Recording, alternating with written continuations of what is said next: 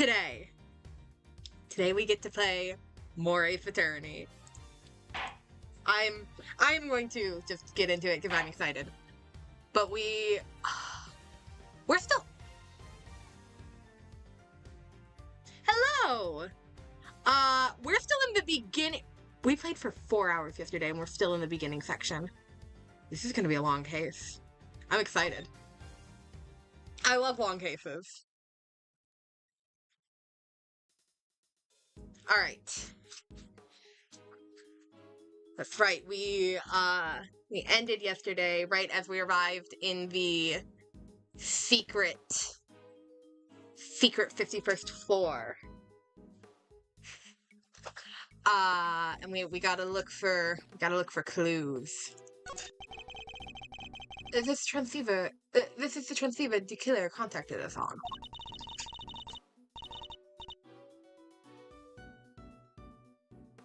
Von Karma does look like he'd support conversion therapy. He truly does. This is the Yatagarasu. Repeat, Yatagarasu. Come in, Mr. Edgeworth. Over. What was that?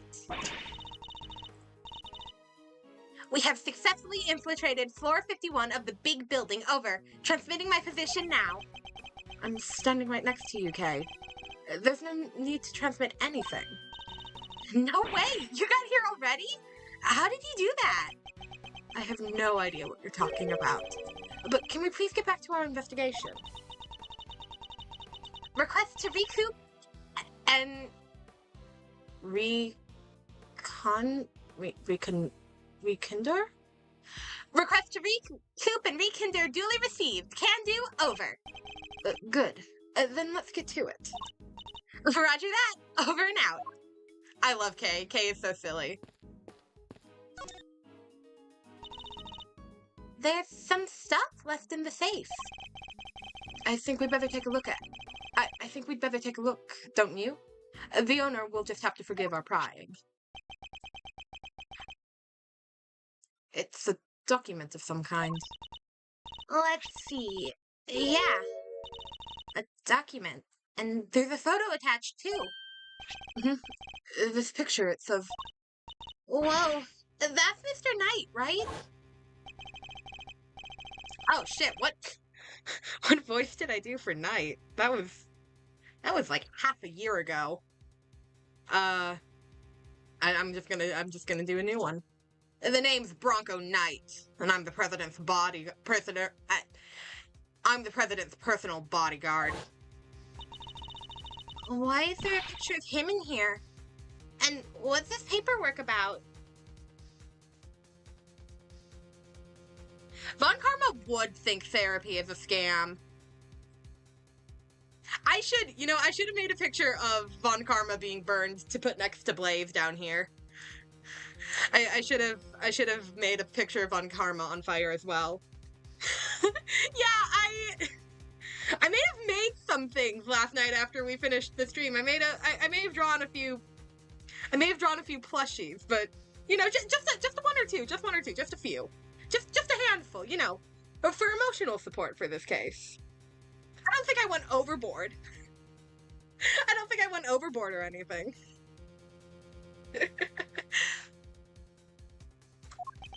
I'm not sure. Let's take a closer look.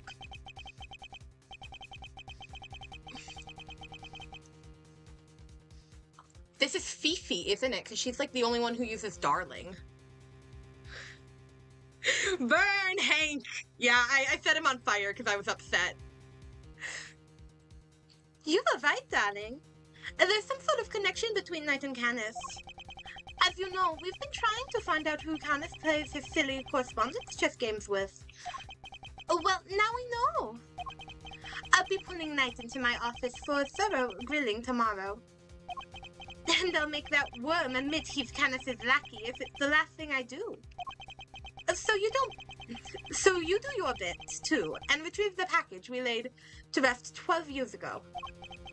I'm sure it's still right in front of the planter where we left it. Okay, why in your secret letter would you write down the location of your secret item? seems to be some sort of report on Knight. Yeah, and it must be from right around the time he was killed.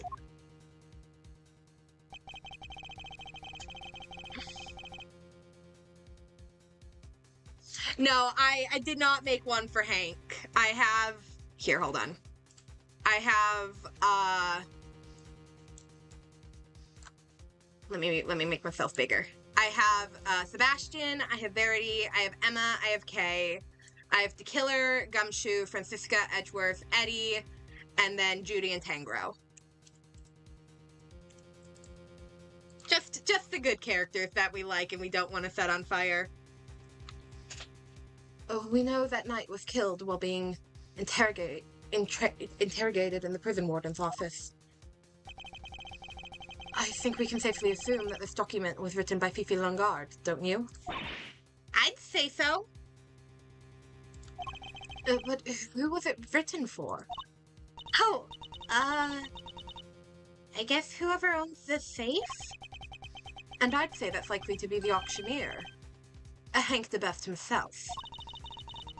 And proof that they really did know each other. Indeed. And not only that, it proves another connection. Huh? I needed to make sure I'd be emotional supported for this case. I felt like I might need it.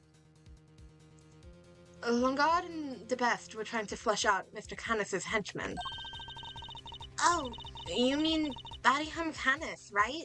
The assassin guy with the soft spot for dogs? I love an assassin who likes dogs. Ace Attorney has the most morally questionable assassins, because it's like, yeah, they'll kill anyone, but also they have morals. Ah, my teeth's still a little too hot. It hurt. This is, you know, I've come to the realization that boiling your tea until it is a rolling boil might be a little extreme. But I don't think I intend to not do that, because, like, then it stays warm for longer. Yes, something links the three of them. Something they don't want anybody to know. But what? I don't know yet. But I suspect it has something to do with this case.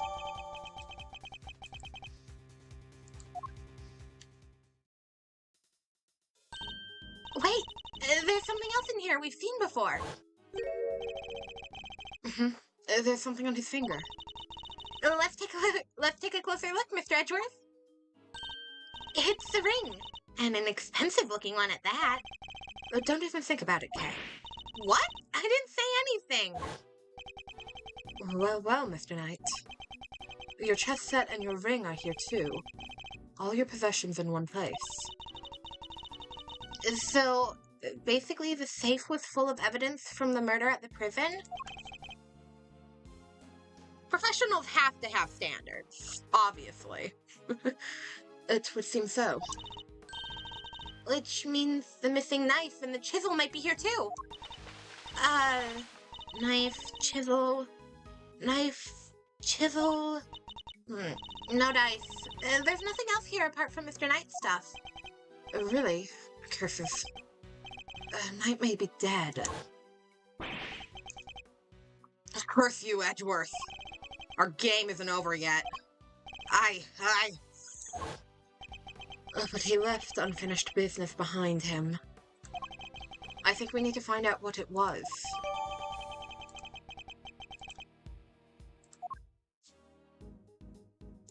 Yeah, so many flashbacks? Okay. Whoa! What was that weird floating green arrow? I've never seen that before. Could I interest you two in some cotton candy, perhaps? Oh! Hi! Hi! Could I interest you two in some cotton candy, perhaps?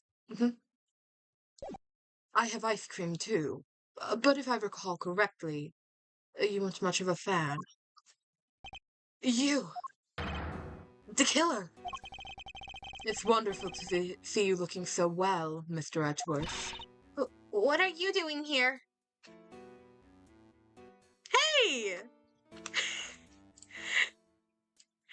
The Killer, look, it's you! It's a little The Killer!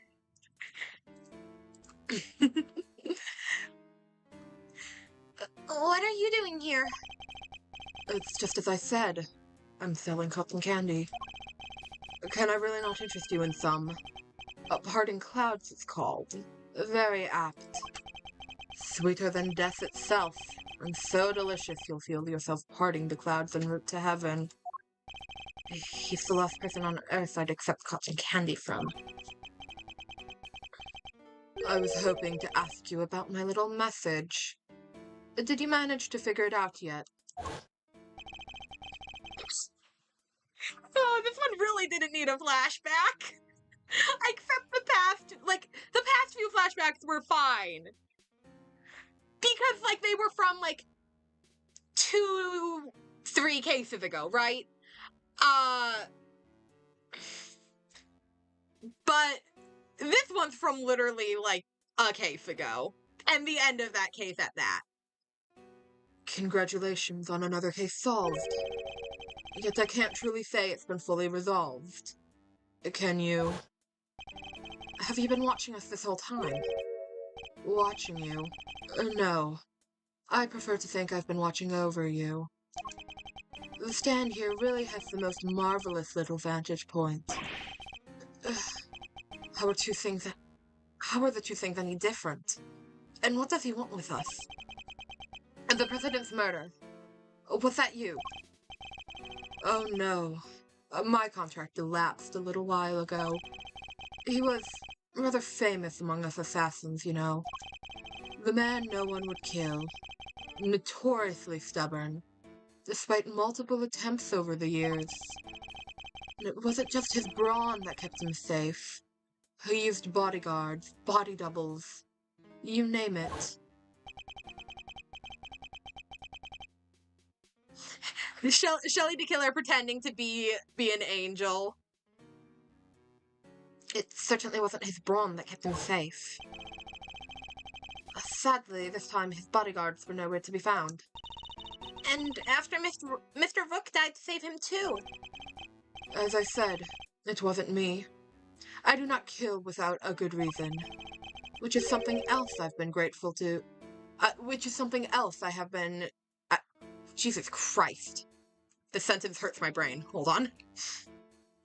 Which is something else I have to be grateful to Mr. Rook for. Thanks to him, I avoided killing someone entirely unworthy of my attention. Thanks to... What does that mean? The person who hired me deliberately misled me as to the identity of my target. A betrayal of my trust for which I won't soon forgive them. That is why I'm currently doing all I can to track them down.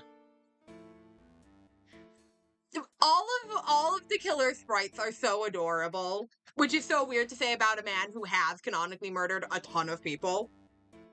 But him rocking the ice cream side to side is so cute. That is why I'm currently doing all I can to track them down. And do you know what I think? I think you and I are looking for the same person. Is he talking about whoever it was that killed the president? No, that ice cream is incredibly, unique consistency for it to be able to roll like that. Ice cream doesn't roll. Not like that. And who is this person, if you don't mind me asking? Oh, come now. I can't tell you that. It's against the rules. Revealing the identity of a client is out of the question. I'd hardly stay in business long if people couldn't trust me now, would I? But that doesn't mean there's anything to stop me from catching up with them in my free time.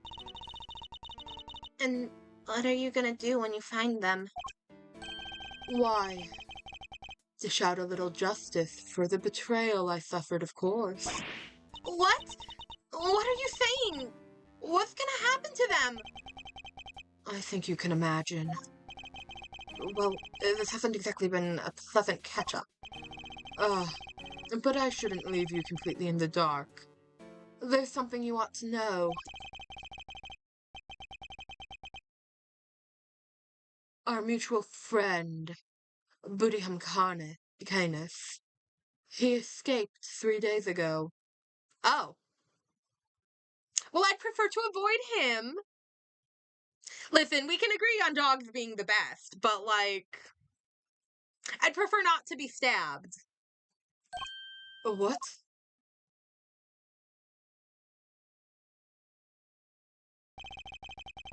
3 nights ago, to be precise. His cell was suddenly, simply empty. Almost as if he knew I was coming to pay him a visit. Oh. Wait. The killer went to visit Hannes in prison. Does that mean he's the person the killer is looking for? Now, I'd rather not take up any more of your time. We'll be seeing one another again soon, I'm sure. Let's both keep up the good work, shall we? We'll run our target to the ground in the end. You know, DeKiller's super brave for literally just wearing his symbol on his clothes, just casually. Just chill. Just, like, this isn't like a secret symbol. Everyone in the police knows the symbol. But nope, just wearing it on his back.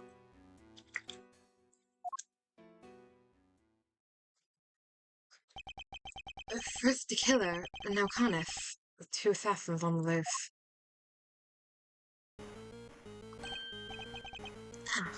Huh? That sound? Mr. Edgeworth, it's Judge Gavel's cell phone.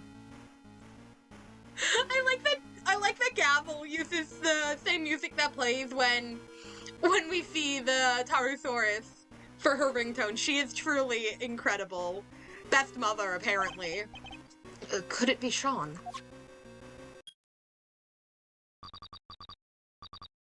Yeah, people just keep not arresting the killer.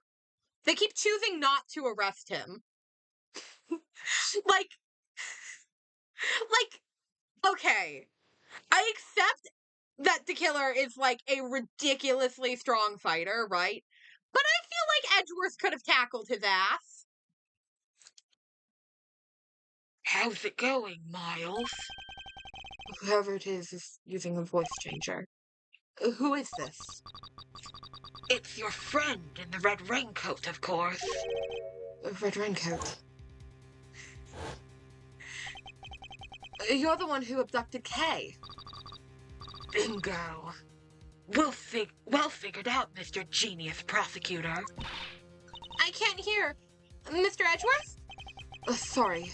Where's the speakerphone button? I was as surprised as anybody when she lost her memory like that.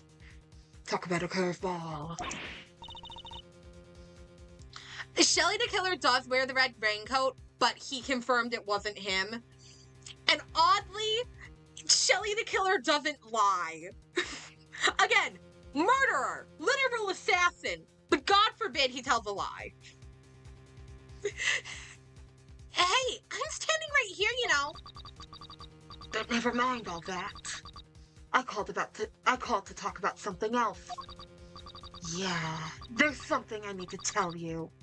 Truth is, I was the one who made Big Bad Chairman's Best kill little Miss Rosie Ringer. What? This must be the person the killer was talking about. But I mean, this is potentially confirmation that the red raincoat is not Hank. This must be the person the killer was talking about. I also called to say thank you.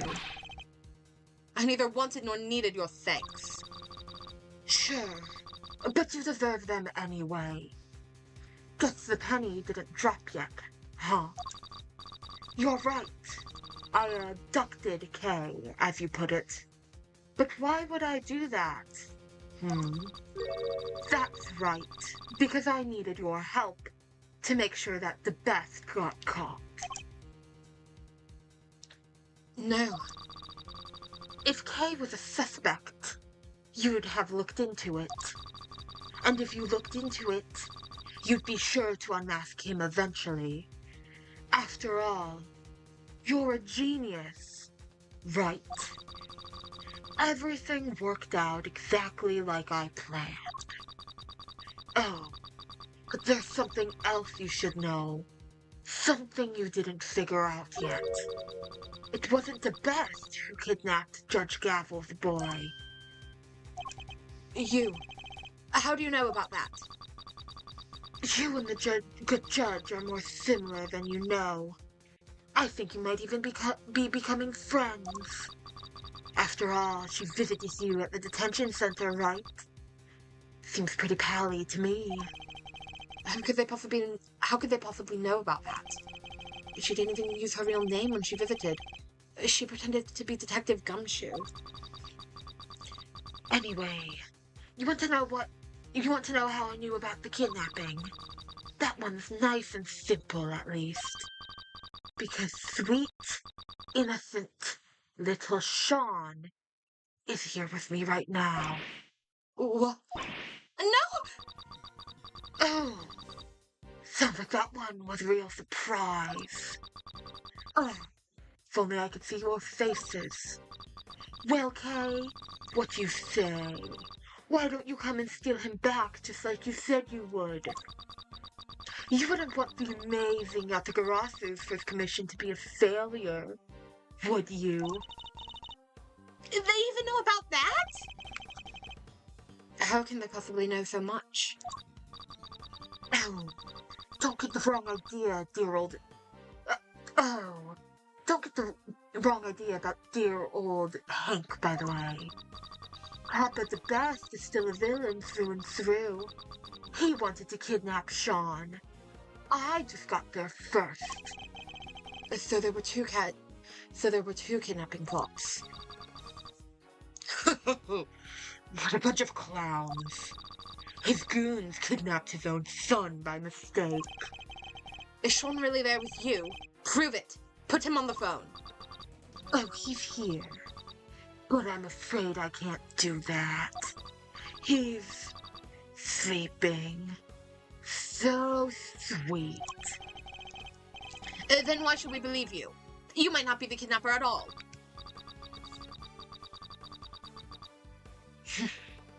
Look, if you don't want to believe me, that's up to you. What do you want? What's the endgame here? Are you just trying to get Lingard acquitted?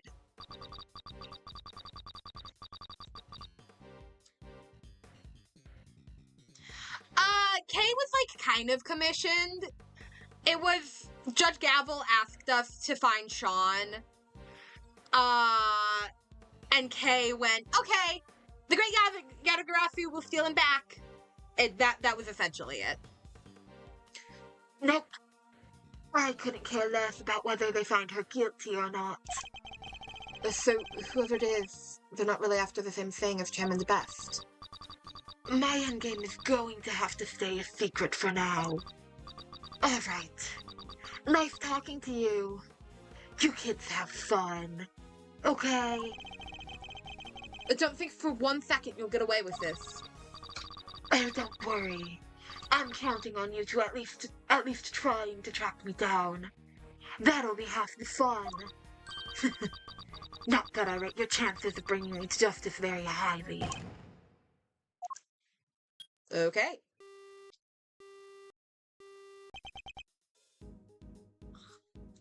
Ugh. Who is that? I wish I knew, but they didn't give us enough to figure that out.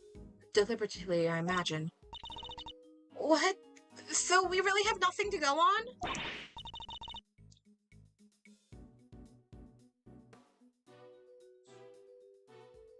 That's not fair! They sure knew a whole lot about us! Indeed they did. You're right. It was uncanny how much they seemed to know. How was it possible that they were party to see so much that happened in private? Right? They know everything about the whole kidnapping situation, too. We need to figure out how. Where were they getting their information from? Let's consider this carefully. What were the things they knew? Oh god, I'm not doing the fake voice again. It's oddly hard Despite it's just like me putting my hand over my mouth and talking slightly deeper, it's an oddly difficult voice. Because we suspect that Hank and Fifi Lingard have some sort of connection to each other. You and the good judge are more similar than you know. You're almost friends after all. After all, she visited you in the detention center, right? Seemed pretty pally to me. You wouldn't want the amazing Investagations' first commission to be a failure, would you? They even know about that? Oh, sounds like that one was a real surprise. If only I could see your faces. That's it. Based on the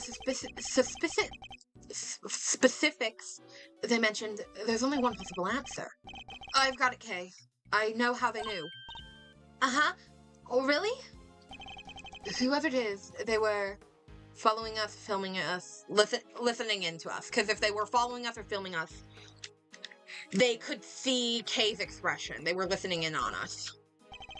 They must have been able to hear us somehow. It's the only possible answer. What? Oh, like they were eavesdropping on us? Think about what the kidnapper said. We don't need this again!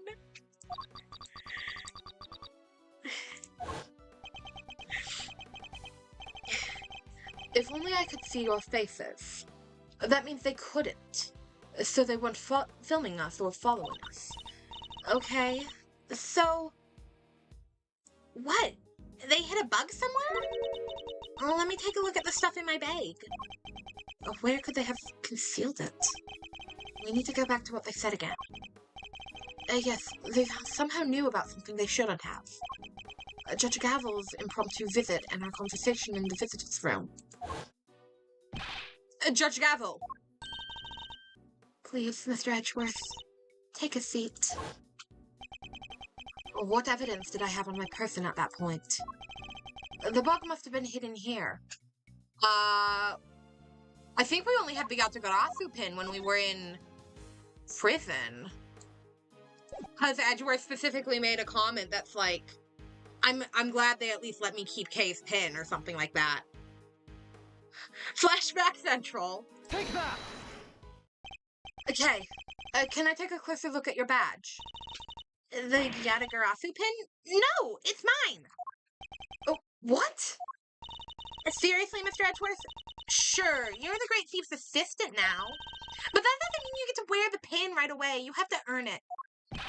I don't want to wear it. I want to check it for bugs. Uh-huh? This old thing? Let's take a look at it, shall we?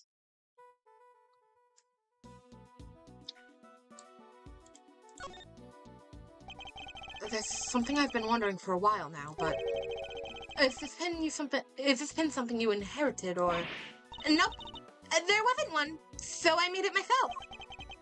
I suppose that makes sense. It seems quite flashy. I can't imagine any other thief wanting to wear it. What? You don't have to be so mean, you know.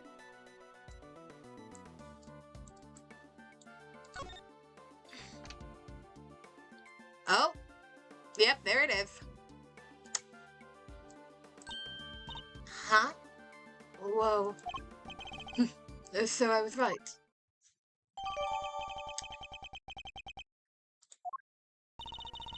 How did you know?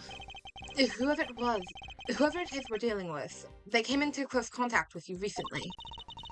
When they knocked me unconscious, you mean? Precisely. Which made me think the bug must have been in one of your possessions.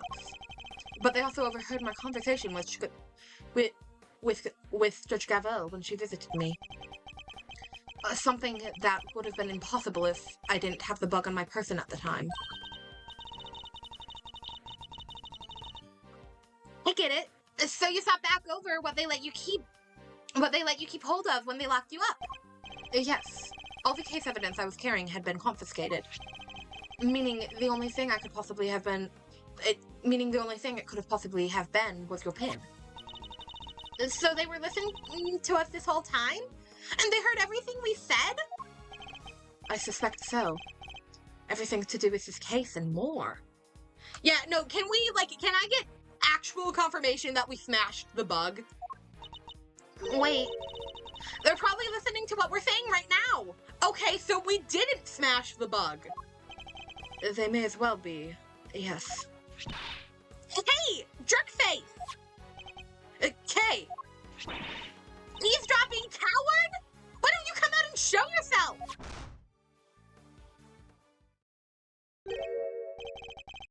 Huh? Well, what was that sound? Tabby Tabby has a red raincoat. but that Tabby feels like the obvious red herring. ow, ouch, dang it. Uh-huh. Oh, look, it's Tabby. Y'all should know how to surprise a girl. You gotta shout that loud. You gotta shout that loud without a word of warning? Made me jump halfway out of my skin. Sorry. What's got you so ornery anyhow? Get a load of this. Seriously, it'll make your blood boil. It will, huh? I'm all ears. I wonder if we might be better off keeping it to ourselves, Kay. Assuming we don't want to be all over the front page of tomorrow's paper, that is. Thanks. You really walked right into that. Oh, come on. Y'all no fun at all. I was counting on you opening up and spilling the beans all over this here plaza. I'd better switch off the bug before I forget. Or we smash it. No. It's probably better not to smash it. So we can use it for evidence, but... So, did y'all find that there kidnapper kitty? Speaking of which, the child you saw being taken away... Abby, how old was the person you saw being kidnapped? Would you say they looked about 8, or would you say they looked about 17? Cause I feel like Sebastian looks fairly like a 17-year-old. Oh yeah, we got new people. We got Knight. We got Canis. How do we not know how old Canis is? And we got the killer. I mean, I guess that makes sense. We don't know how old the killer is because he was never arrested. Was it the boy in this photograph? Huh? Nah, that ain't him. The kid I saw looked dumber than mud, even if he did have some on his... The kid I saw looks dumber than mud, even if he did have some on his fancy school uniform. No prize for guessing who she means. Tabby, be nice to Sebastian. So Miss Lloyd managed to confuse matters once again. I think we'd rather take another look around. Back to square one. Hopefully we'll turn up some new information soon. There are only 20 minutes left until 2. Are we going to make it in time?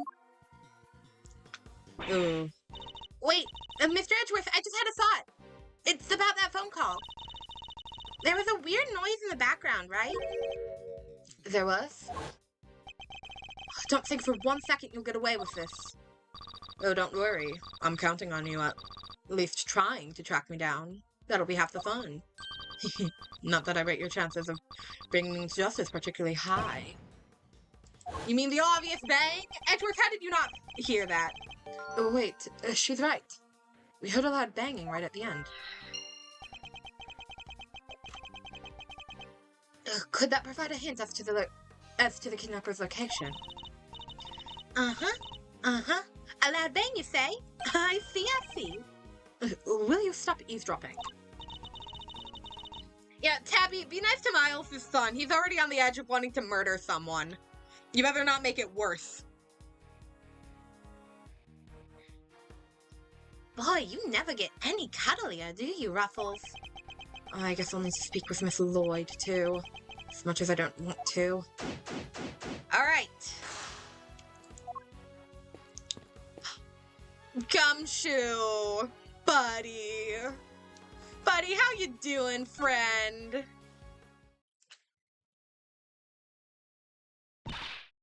Stop! Gummy! Why are you running away from us? Gumshoe. Detective Gumshoe. When you gave up your badge, sir, I didn't know what to do with myself. You stay right where you are, Detective. So I thought you weren't going to be a prosecutor anymore. Maybe I shouldn't be a detective either. But I was wrong.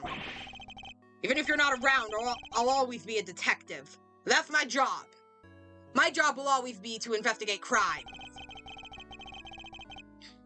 And us detectives don't just investigate when prosecutors ask us to. We have to be able to look into stuff ourselves, too. Is that what you were doing just now? And back then, too. You should thank your former subordinate for what I'm about to share. In his desperation to help Kay Faraday, he gave me a valuable piece of information.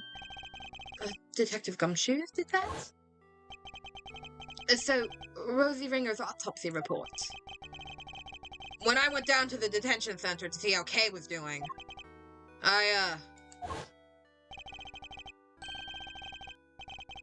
When you get to my level, you don't uncover the truth. You make it. Little by little. Kay Faraday, murderer. That's the truth. The truth I created.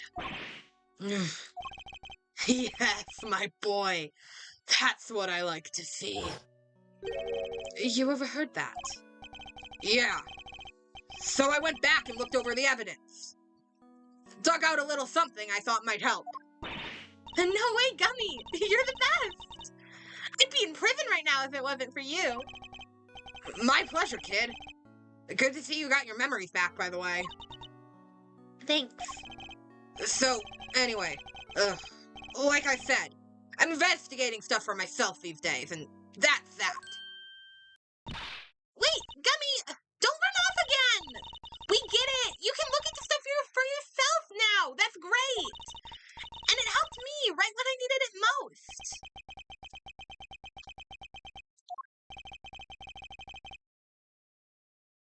But right now we need you to work with us. I'm no longer a prosecutor, or indeed in anything. But we're investigating a case regardless. And I ask you to think not as a prosecutor, and I ask you this, not as a prosecutor, but as a friend. Detective Gumshoe, will you help us? Wow!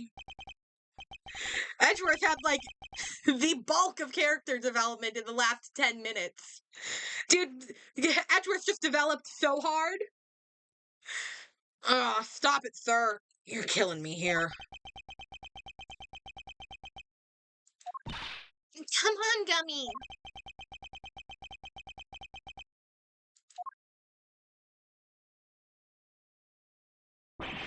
All right.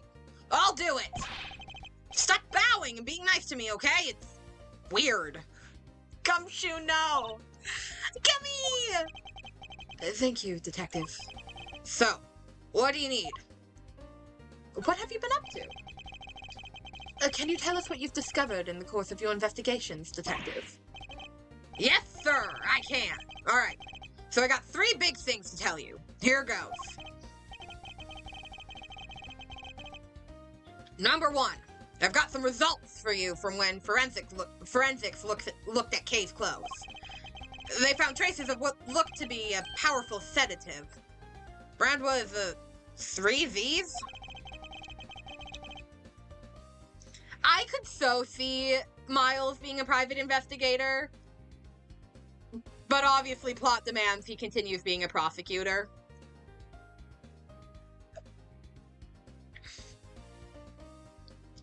That's like my personal headcanon for Kay as well, is that she does become a private investigator.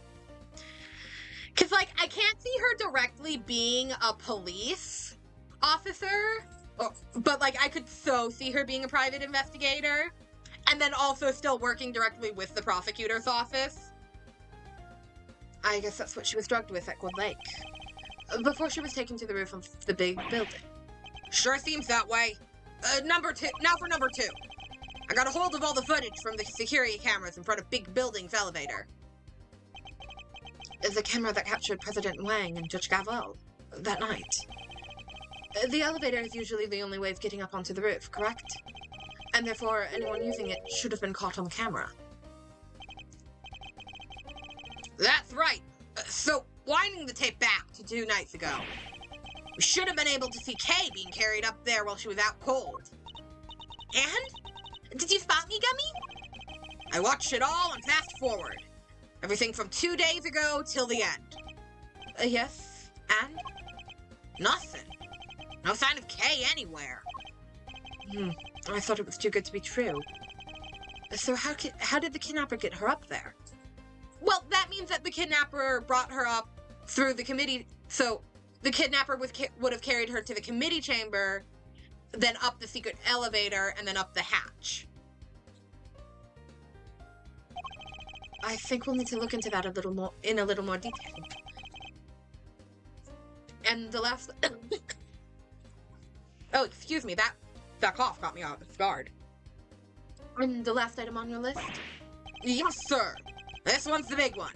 The third thing I have to tell you is, it's great to be working with you again. Yeah, no, Truthy is the odd one out who did not go into law and instead is a magician. But she can and will defend herself if she ever gets into any legal related trouble. Truthy knows the law inside and out because both her parents are a defense attorney and a prosecutor, and all of her siblings work in law. So she's ready to defend herself if she needs to. I'll help you catch this perp if it's the last thing I do. And that about wraps it up. I've put you through a lot, Detective. But that doesn't mean I can start going easy on you.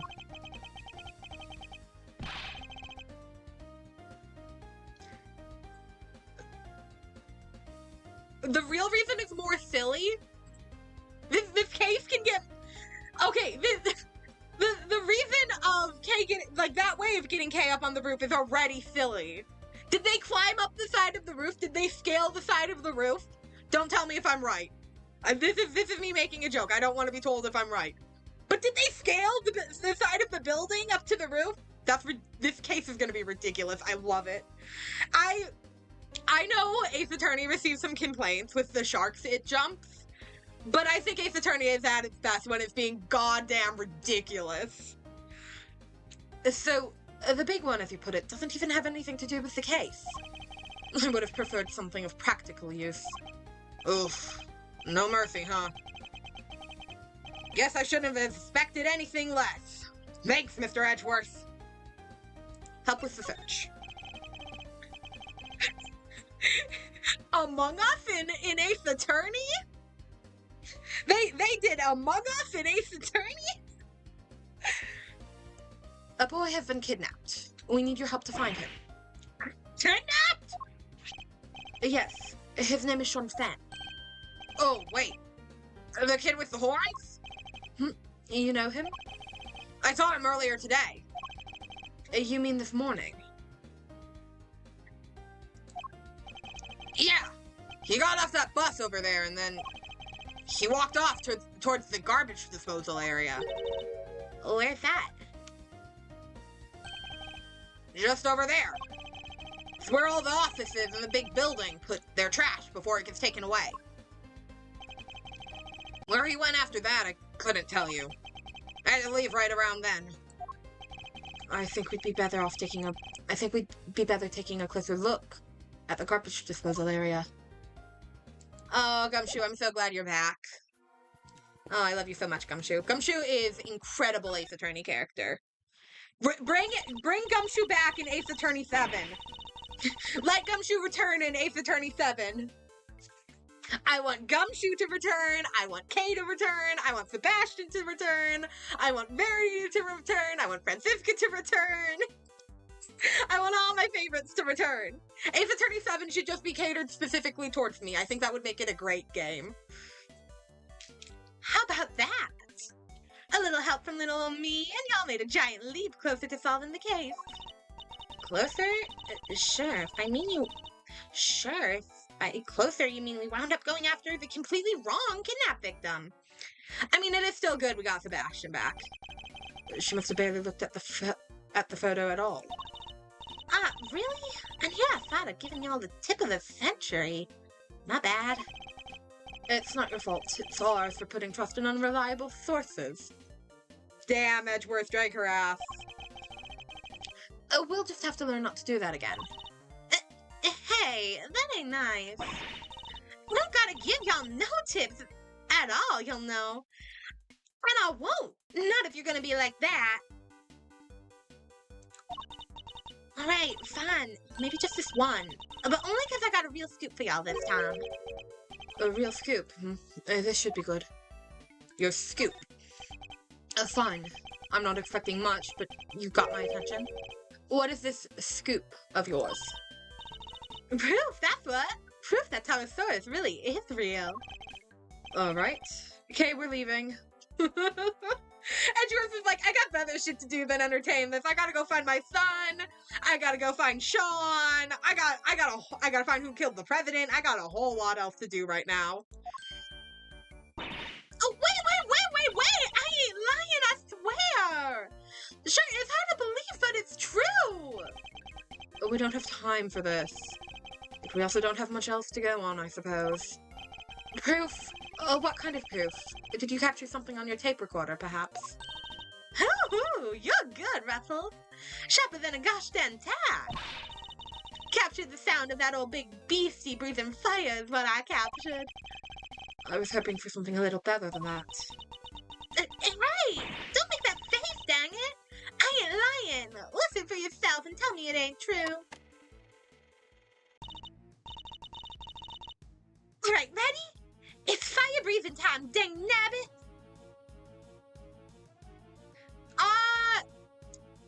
I believe it would be only considered withholding information if a connection between, like, A, if there's a warrant present, and B, if there is a connection proven between the evidence and the case. The information in the case, like, you'd have to be able to prove that there's a connection between the case and what's being withheld. If you're like, hey, let me look at your phone, I don't have a warrant, I just want to see your phone, and there's nothing involving the case on that phone, that would not be illegal.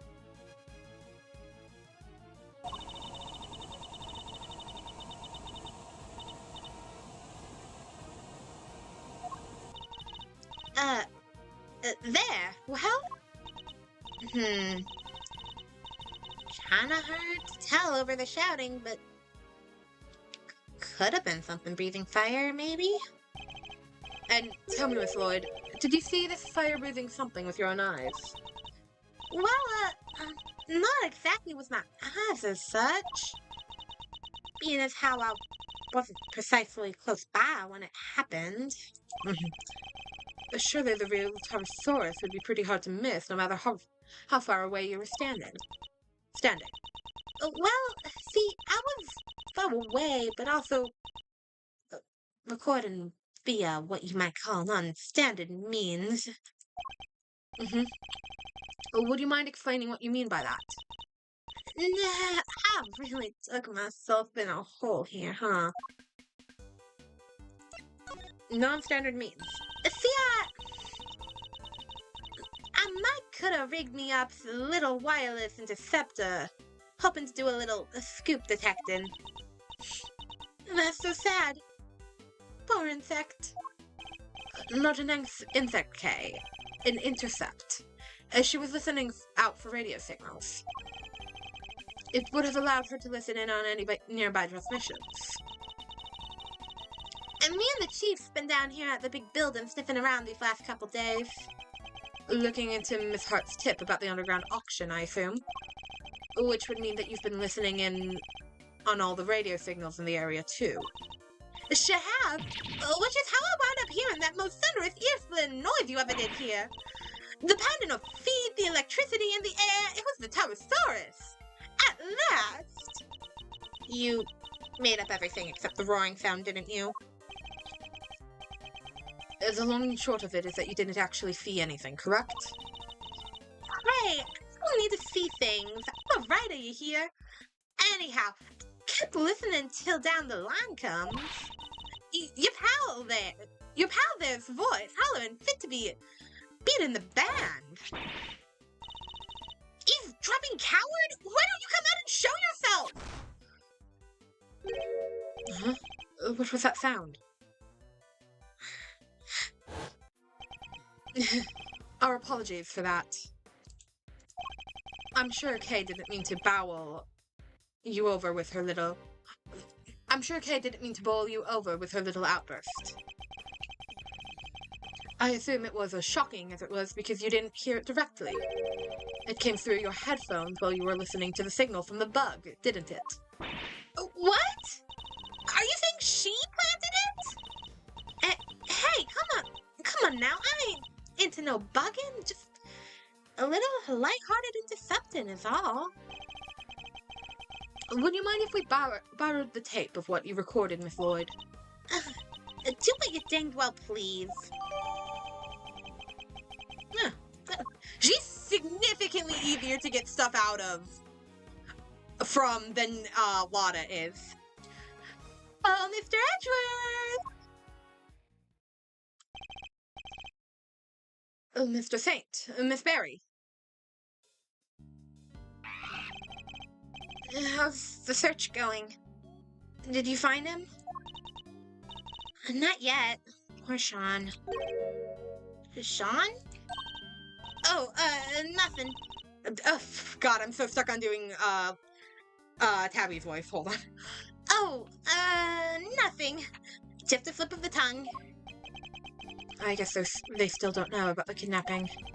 We did manage to find Sebastian, yes. You did? That's great.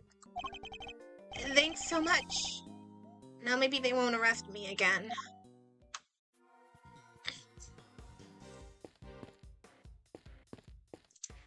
Did you guys find the evidence, or are we still missing the evidence?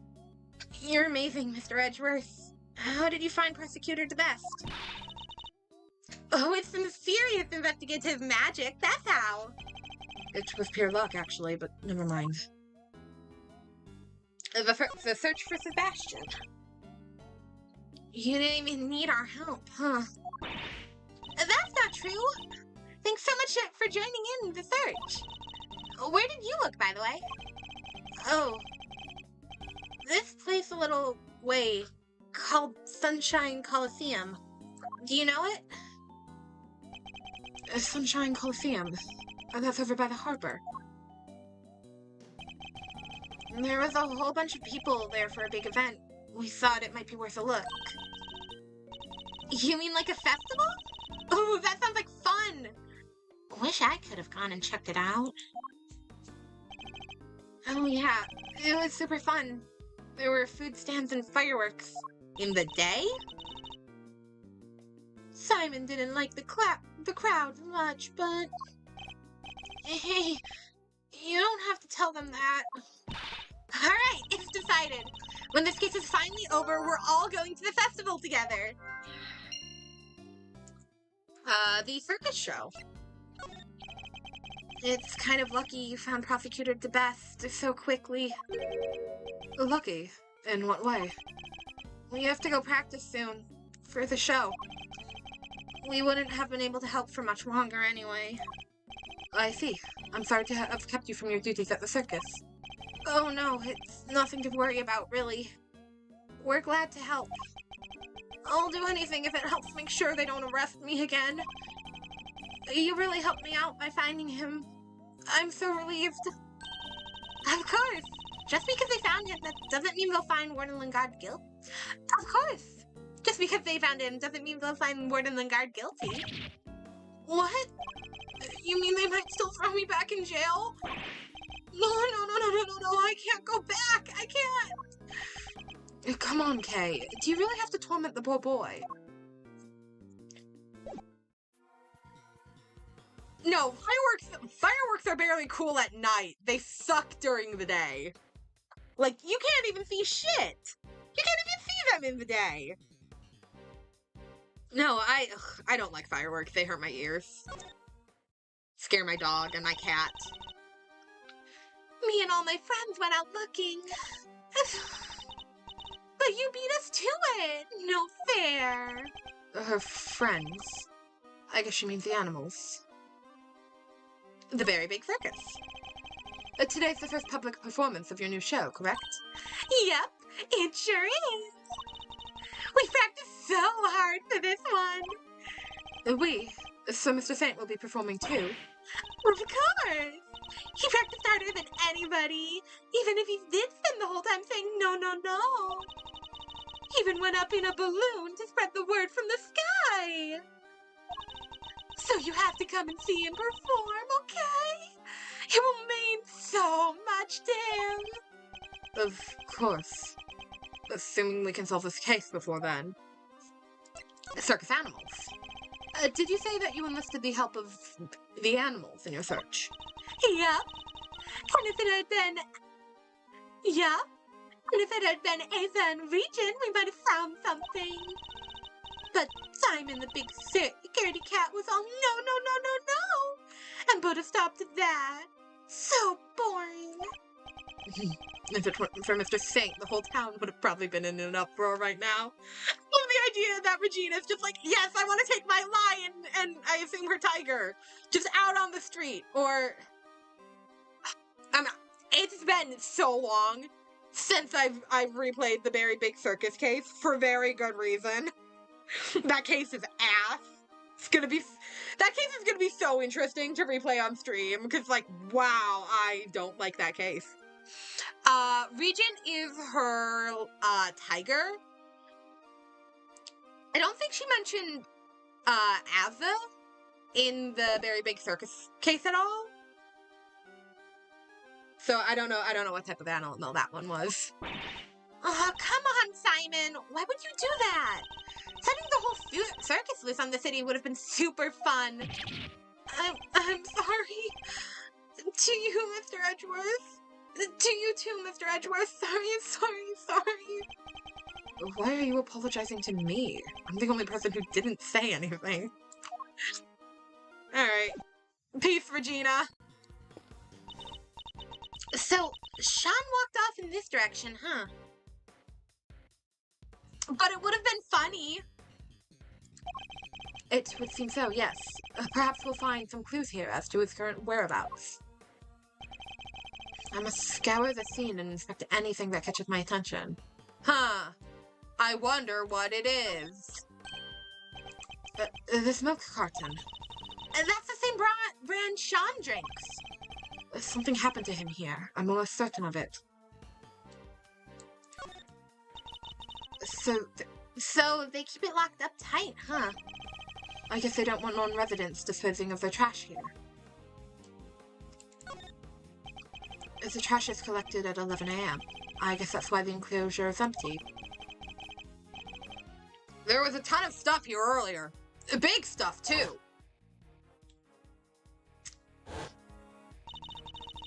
Today must be the day they take the big stuff away. Yeah, it sure looked that way. I'll bet the big squisher machine squished it all up good anyhow.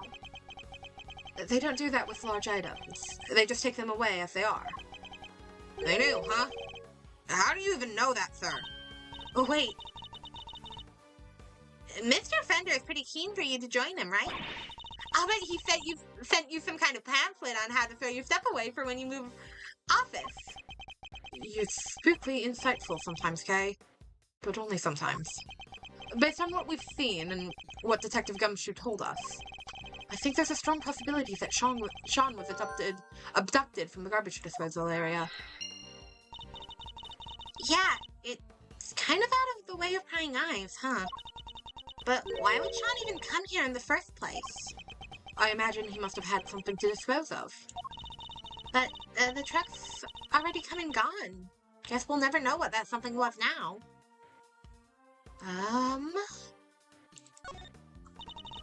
It's totally empty. Yes, because the garbage was just collected. You think? Or did somebody steal it all? I smell a crime here, Mr. Edgeworth. I certainly smell something as well. But is it really the scent of a crime?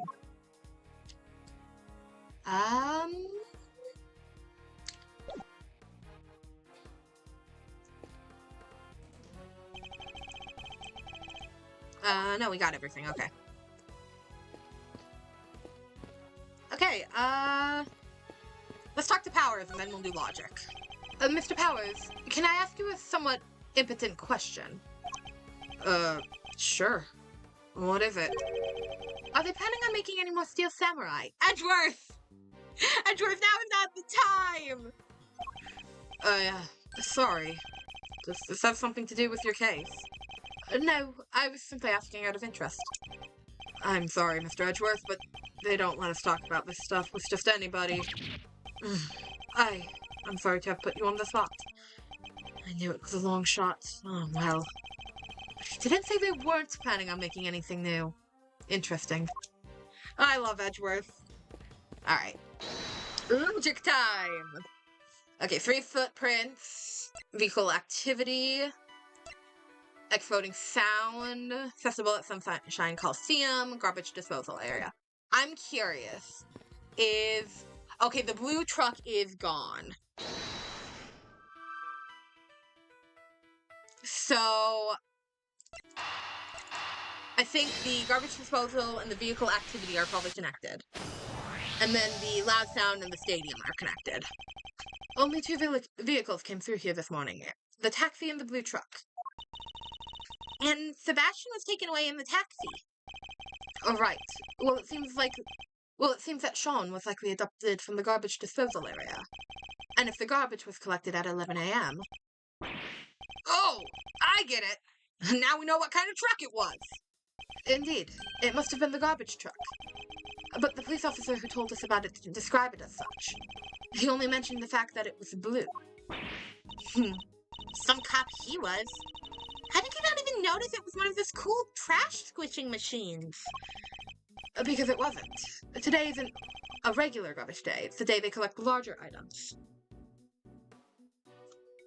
And Edgeworth had a moment where he let the special interest win, and I commend him for that. For which they wouldn't use a specialized garbage truck, just a regular truck like any other. But it was a garbage truck nonetheless. And where did garbage trucks go? To the dump, right? Oh, wait a second. So you're saying the kidnapper disguised himself as trash collector? But then the truck probably would have been fake, too, right? So maybe it didn't go to the dump. No, I'm reasonably sure the truck was real as well. Yeah? How do you figure that? Another look at the garbage disposal area should tell us. What tells us that the garbage truck must have been real? The fact that it's locked. Take that! The garbage disposal area is kept locked. Oh, yeah. So only a real garbage collector and a real garbage truck could have opened it. Precisely.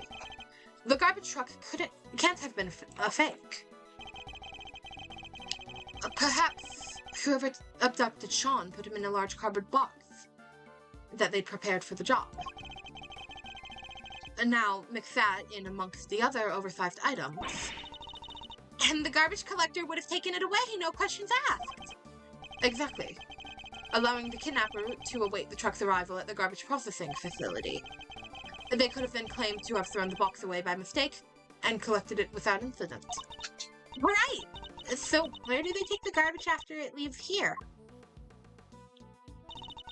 Let's see. Looks like we have 2 possibilities.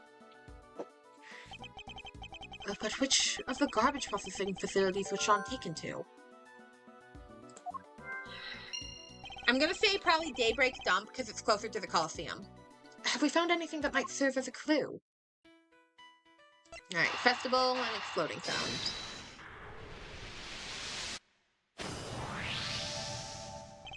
Mr. Saint, you mentioned fireworks before.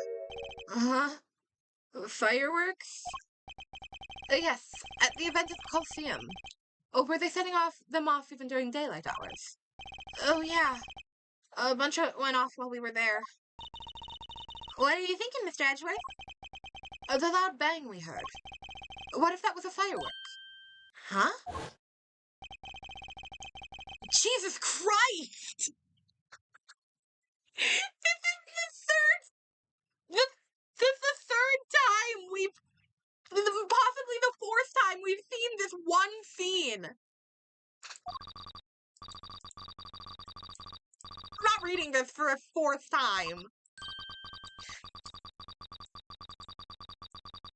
Anyone's upset at me not reading this for a fourth time. I don't know what to tell you.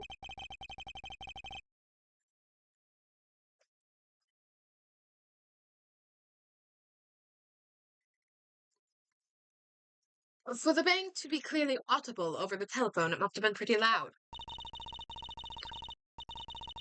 Which means fireworks. Which means the Coliseum. So the kidnapper was near there, right? But how near? If the fireworks were that loud, you could probably hear them from pretty far away. Yes, the area we need to search would be too broad, to even consider doing it ourselves. But if the police were to lend a hand...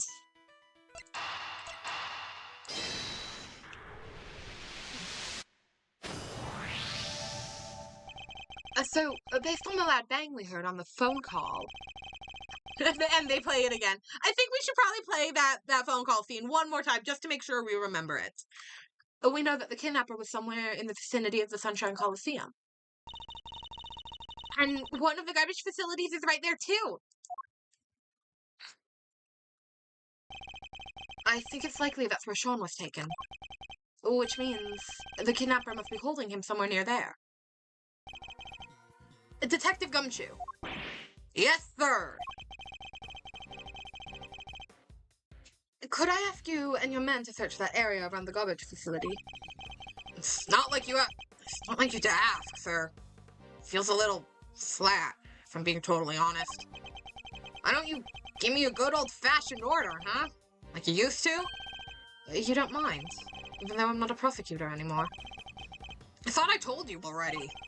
The detective investigates for himself, not just for prosecutors. Thank you. Gumshoe is so sweet.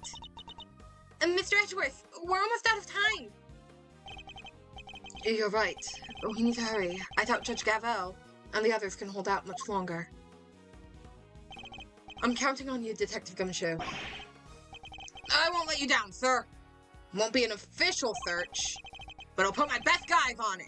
You can count on that. I'm coming too, Gummy. I promised I'd snatch Sean from the jaws of danger, and that's what I'm gonna do. I'll head back to the courthouse. Who knows? I may be able to drag the proceedings out just a little longer.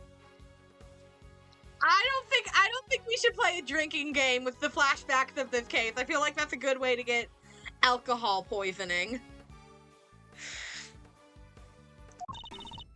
Right. With me, everybody. Even in the depths of night.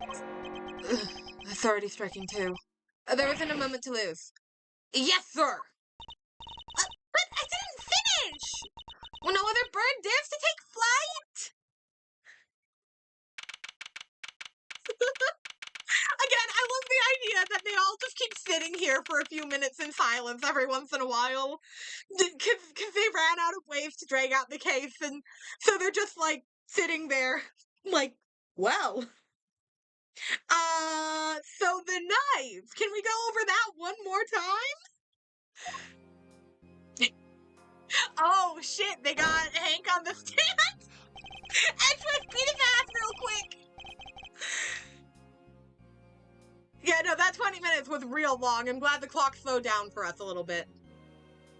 Well, well, if it isn't our old friend. It's Prosecutor Edgeworth. Hello, dear boy.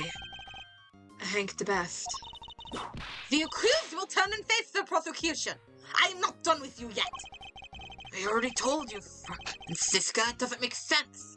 Why would I help her? I feel for her, of course. A woman in her prime, sent to prison. It's enough to make a grown man cry.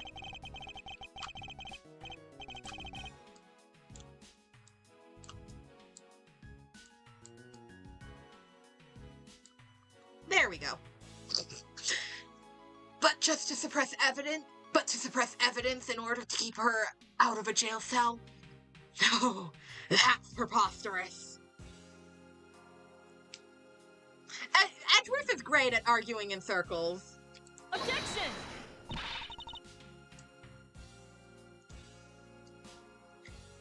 But we have a statement from your own son.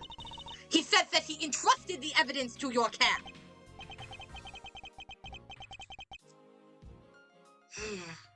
I'm afraid I don't know what he's talking about.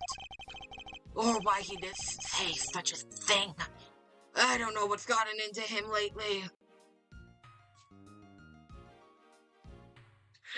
Edgeworth turns, punches Hank in the face for kidnapping his own son, and then calmly walks behind the prosecution's bench to help Francisca. It takes about 5 seconds for this all to go down. Objection! See? What if I could prove that you and Warden Lagarde are much more closely associated than you claim?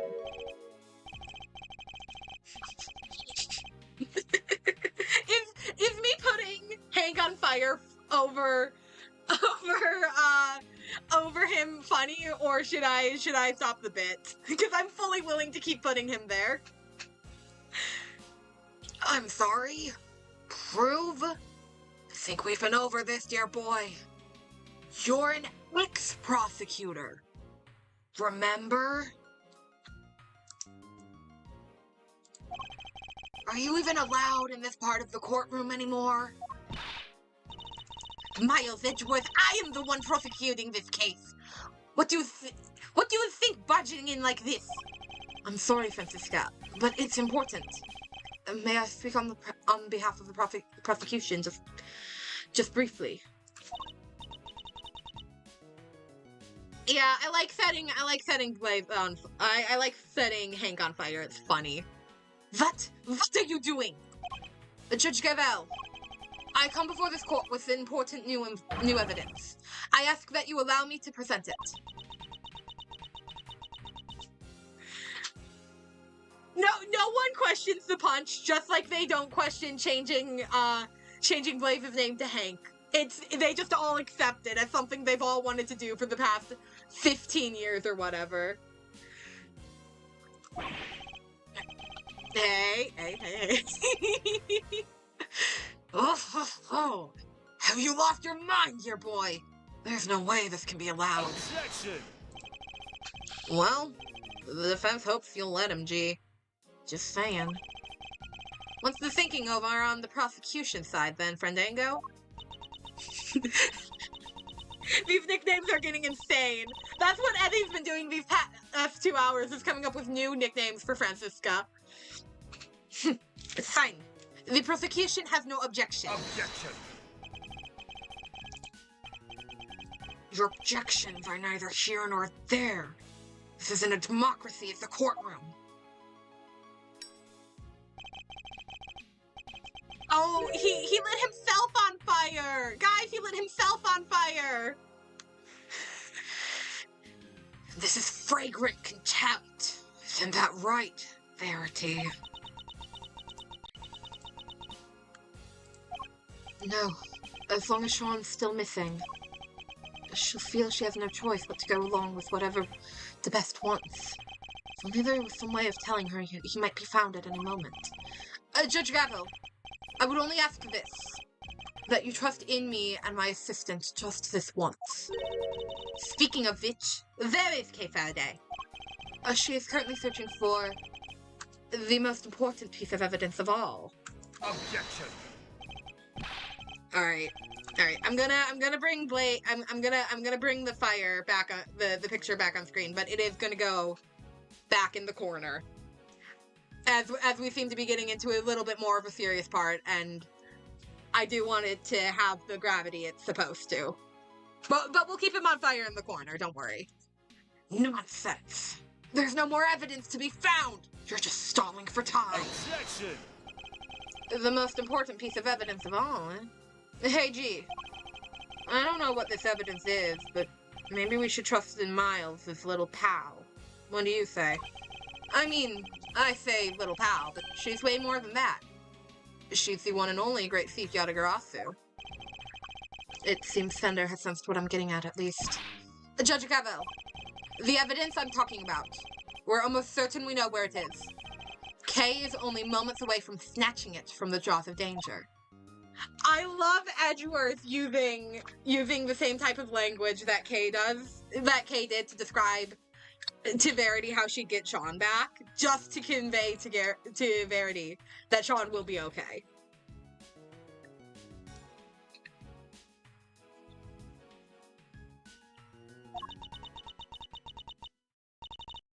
Very well. This is highly irregular, but I will allow it. You have my thanks. Have you all gone completely mad? You said you had important new evidence. Evidence of what exactly? Just what I said. That Warden Lagan and Chairman DeBest are far better acquainted than he claims.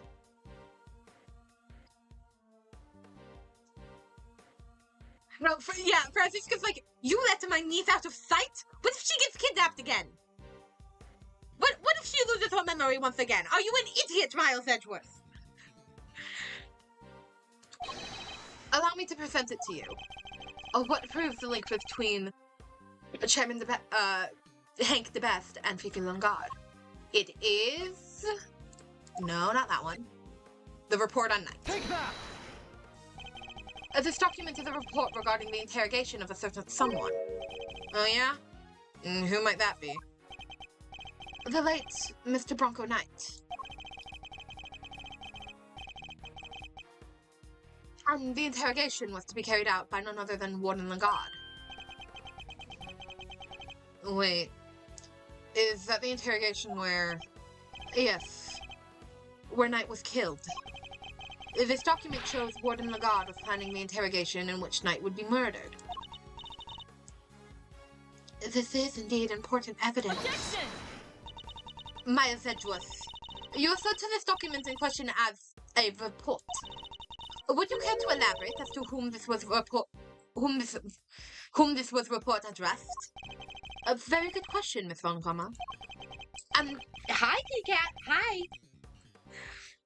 Kitty, let's not jump on stuff that's gonna make stuff fall over. I have a very precarious setup for my stream, which includes my iPad where I have the chat set up on top of a pillow. My cat just jumped on the pillow and almost knocked it over, which would have knocked over both my iPad and my water bottle, neither of which I want to hit the floor. Kitty, stop being crazy.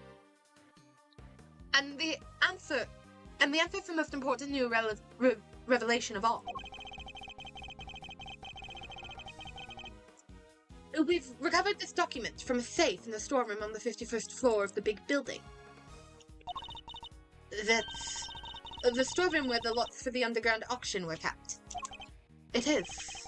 An auction, if you recall, that was presided over by one Hank DeBest. Hank's like, shit! Shit's fucked! I'm fucked! Fuck! And that is to whom this report in question was addressed.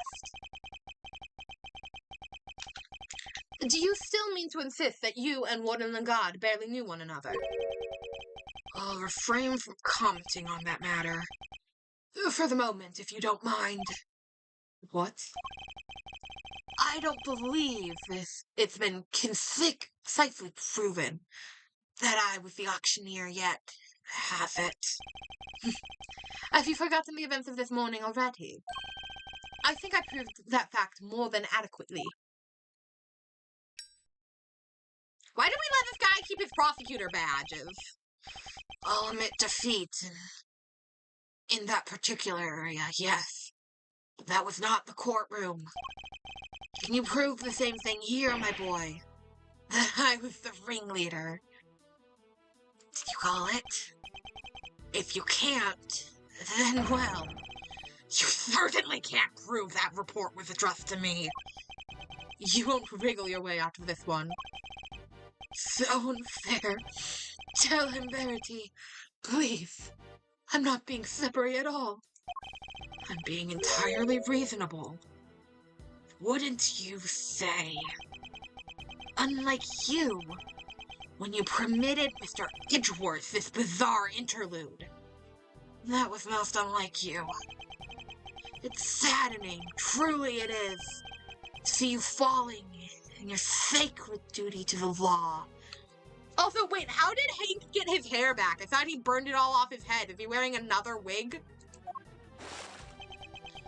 Almost saddening enough to make me want to take drastic measures.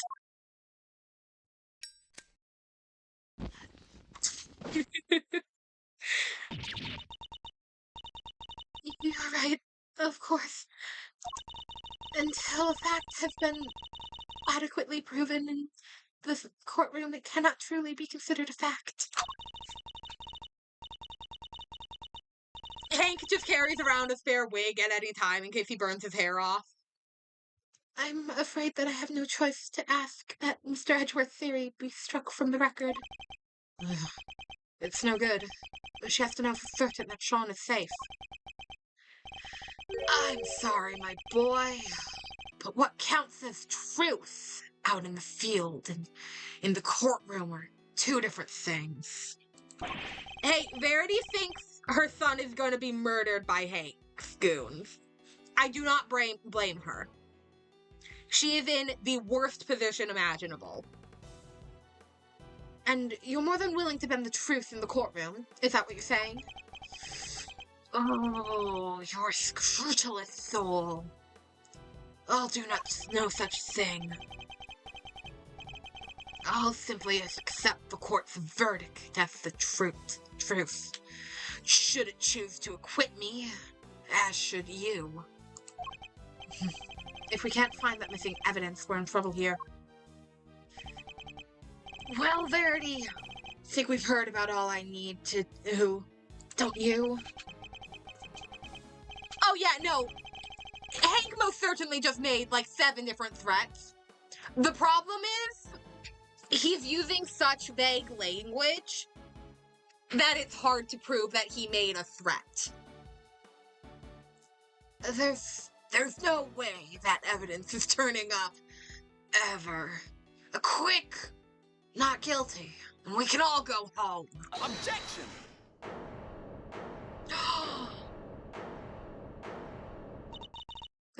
Who said that? That was not Verity's voice. Who said that? Sebastian, kick it back! Dad. Sebastian. What are you doing here? Mr. DeBest, what is the meaning of this? And where have you been? You can't just abandon your duties like that. I'm sorry, You are unfit to be a prosecutor. You are a complete and utter disgrace.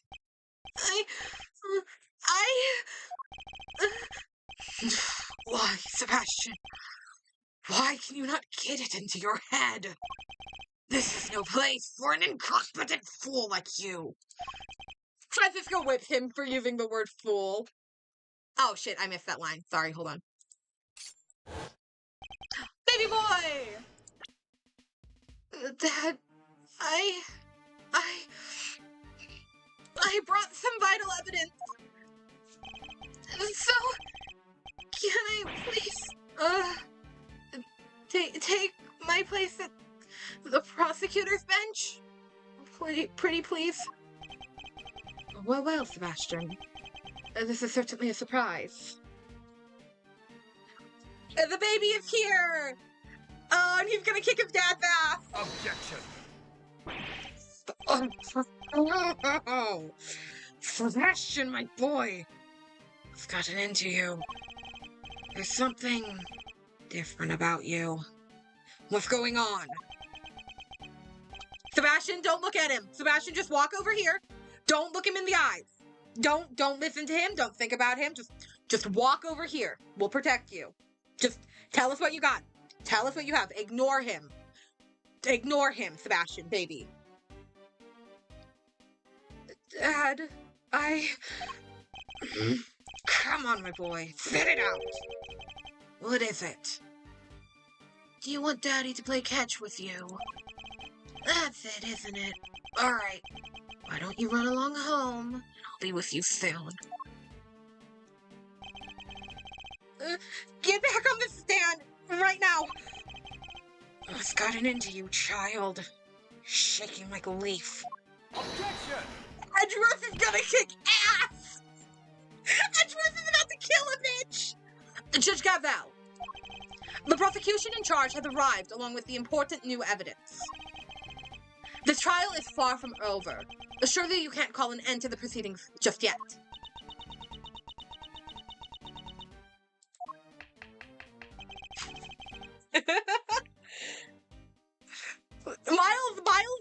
Miles is feeling so much pride towards Sebastian and so ready to murder Hank, and I'm so here for it. No objections from team defense. Only wish we could have our original team captain say that herself, though. The prosecution has no objections either. Verity, sweetheart. You think this farce is gonna continue? There's no chance of that! None at all! Isn't that right, Verity? He still thinks he was successful in his bid to kidnap Sean. But we know different. Sadly, as long as the boy remains missing, nothing changes. Judge Gavel's hands are still tied.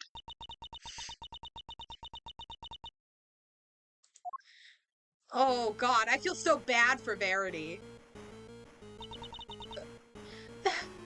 That sound... That's her cell phone. Uh-huh. Mine is also ringing. Whoa. I'm getting a call too. Everyone gets phone calls in court! Mr. Edgeworth! And Mr. Fender!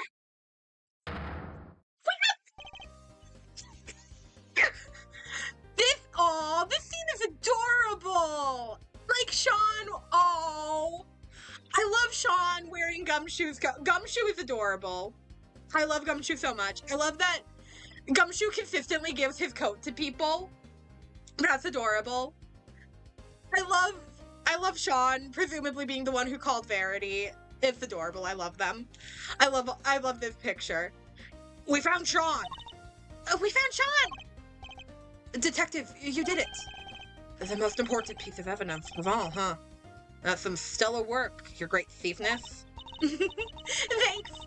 We just thought you should know right away. See you all soon. Hey! Hey, Hank! Hey, Hank! Hey, Hank! I'd walk back to the stand if I were you. Judge Gavel, it's for you.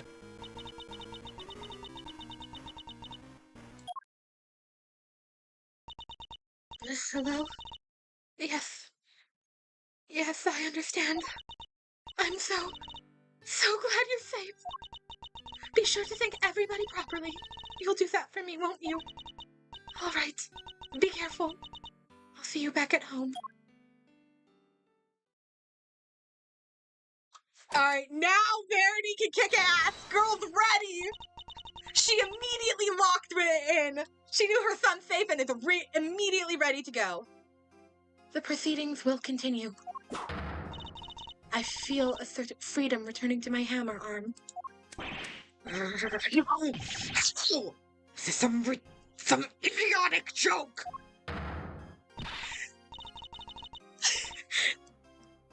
Courtney just stared straight ahead into Hank Vive and is like, I'm ready to kill a bitch now. It's no such thing. The witness will return to the stand, and Mr. DeBest will step up to the prosecutor's bench. Yes, ma'am.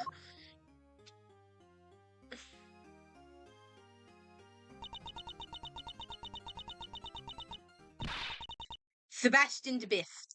That was not Francisca's voice. Apologies. My throat hurts so much from screaming as Hank. Let me get a drink and then I'll take that line again.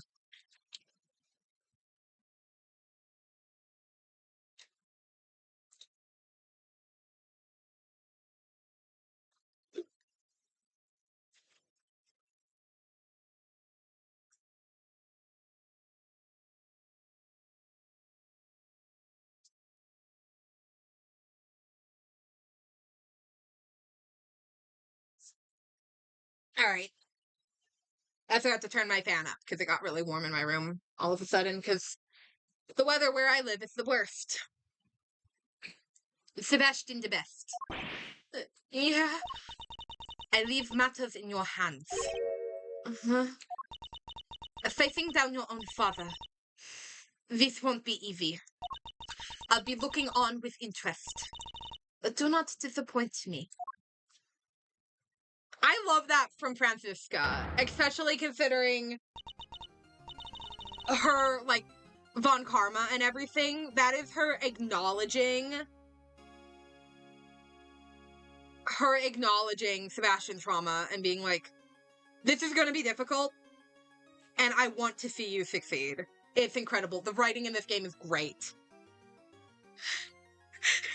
Yeah, no, they start taking bids on who gets to punch Hank first after this is all over.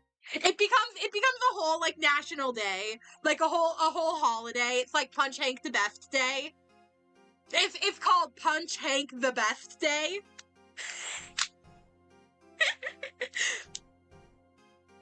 Very well. Is the prosecution ready to proceed? Mr. DeBest, you mentioned some evidence that you wish to present to the court. Yeah. So, the knife and chisel. Whoa. You tracked down the missing murder majigs?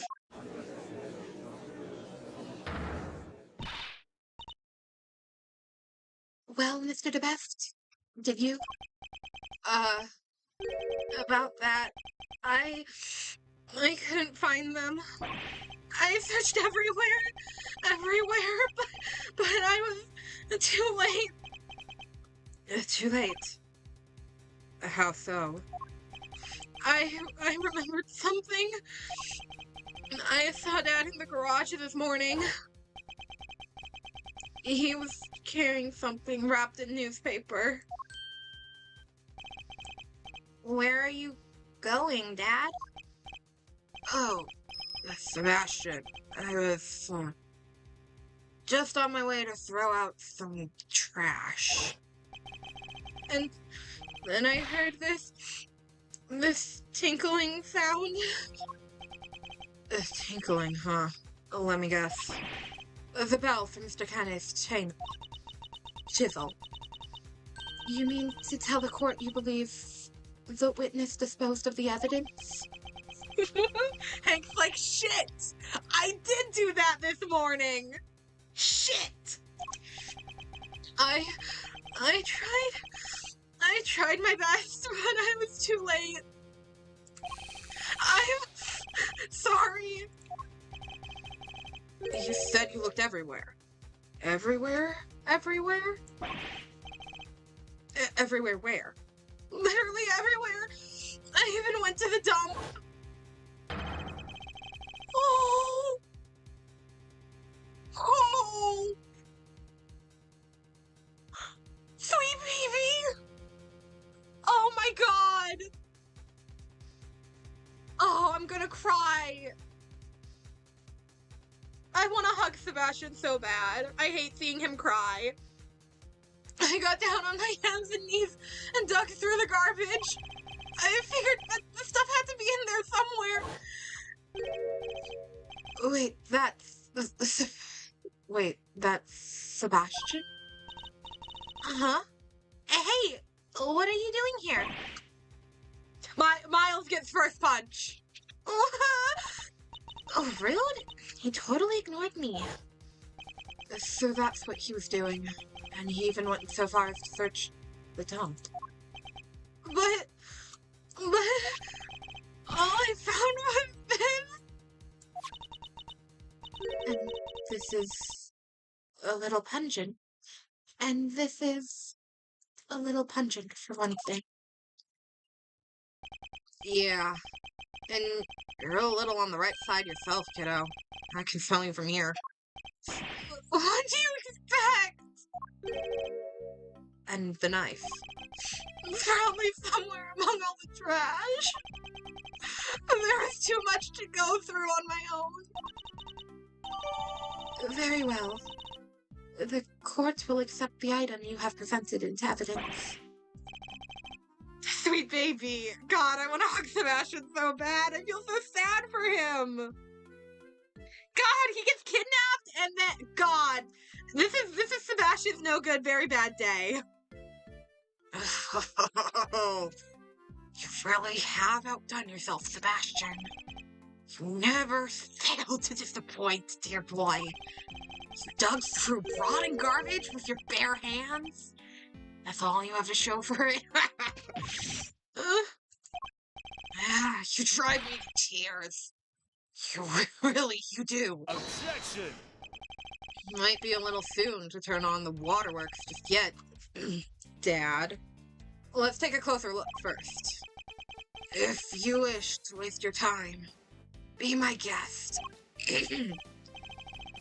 Hey, Sebastian, Miles. Do this devastatingly handsome old defense attorney a favor, will you? Hit this guy full in the face with the truth. Eddie, you've been good. Eddie's been good this case. Eddie was good last case, and he was good this case. He's growing on me. Eddie's been good. Do not prove me wrong, Eddie. I'm being nice to you. Don't get bad all of a sudden. It seems Fender's on board. Good. Then let's see if we can find an opening. Mr. DeBest, could you show me the piece of evidence you found? Sure.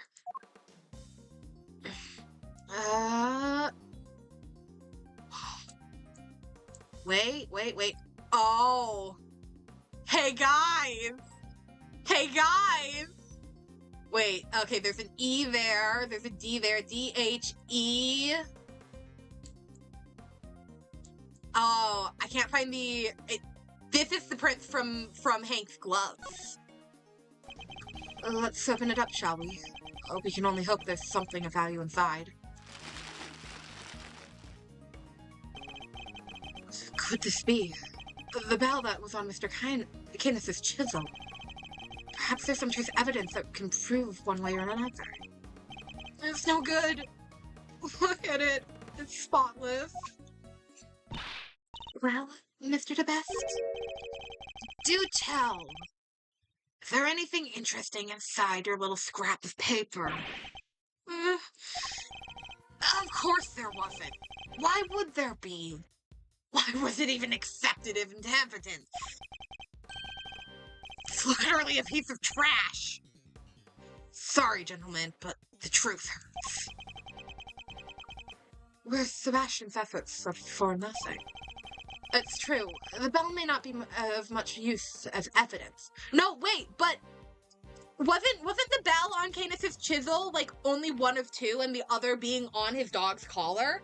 Wasn't that the whole thing about that bell, that it was that unique? Because he literally made it himself?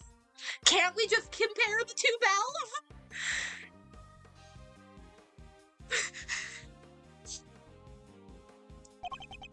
Nonetheless.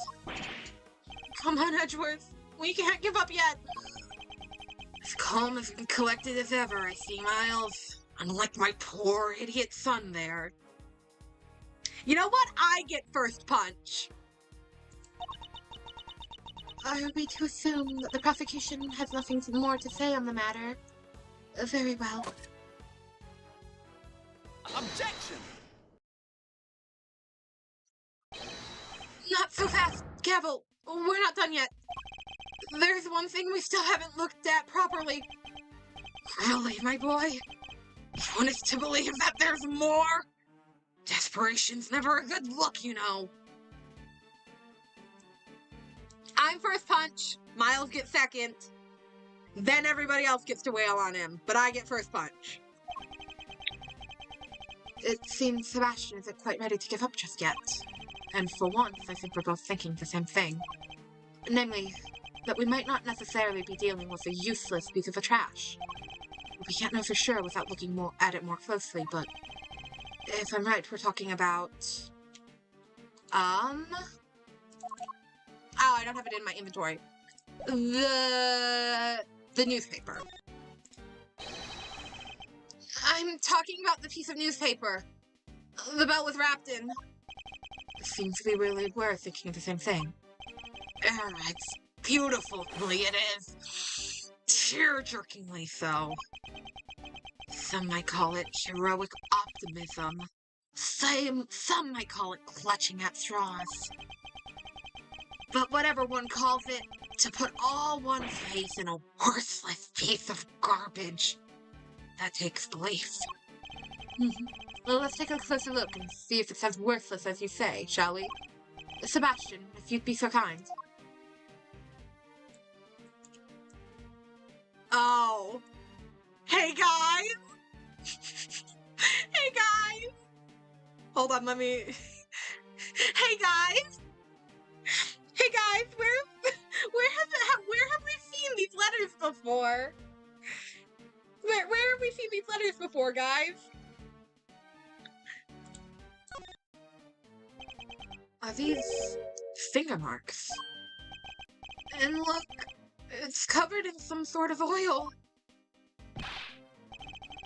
Judge Gavel, I'd like to have this examined for fingerprints. No! Edgeworth!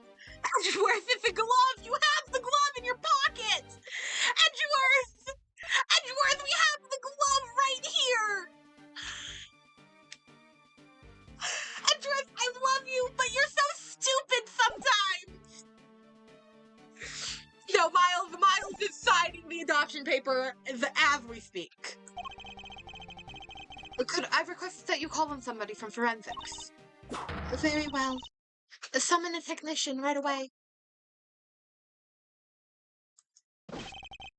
I have the results, Your Honor. It's been confirmed. These are finger marks. Unfortunately, looks like they were made by somebody wearing gloves. No. Oh dear. That doesn't give you very much in the way of evidence, does it? But I suppose it makes sense if you think about it. After all, this was important evidence. What kind of idiot would handle something like that without gloves on? What kind of idiot would handle something like that wearing gloves with the word death on them and then imprint their finger marks on the glove? I'm getting angry. I need to calm down. I need to calm down. I need to calm down. Hold on. Hold on, I need to take a step back. I'm calm. I'm calm. Oh, wrong button. Oh, that's right. The kind that would flail about desperately like you, my boy. Wow. I'm gonna talk to your kid, super dad. I'm merely calling a spade a spade. Or in this case, an idiot an idiot. You know, hey, Hank. You know, your parenting really reflects on Sebastian, right? Like, Sebastian being an idiot isn't so much his fault as it is your fault. I'm gonna take a drink of water. I'm gonna hug all the plushies. I'm gonna calm down before I actually hurt someone.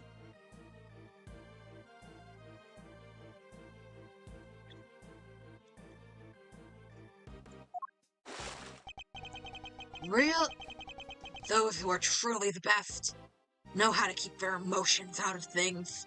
Says the man who bursts into tears every 5 seconds. And take no pity on the weak and the foolish, including their own ineffective offspring. Dad! You spent the last who knows how long proclaiming yourself to be the best prosecutor. Thanks to my little pep talk this morning, you finally know exactly how those prizes were won. It was all thanks to me. Thanks to the power I wield. Yeah, no, I should definitely stretch after we finish this stream. This case is pissing me off because I hate Hank. Hank is definitely right next to Von Karma for the best villains in this series. You've never stood on your own 2 feet. It's always been coddled. First by me, then by Very. Dad? Oh, dry your garbage-smelling tears. Garbage-smelling? Not that it's a stench that doesn't suit you. I'm fine. I'm fine. I'm fine. I'm fine. I'm gonna kill this guy.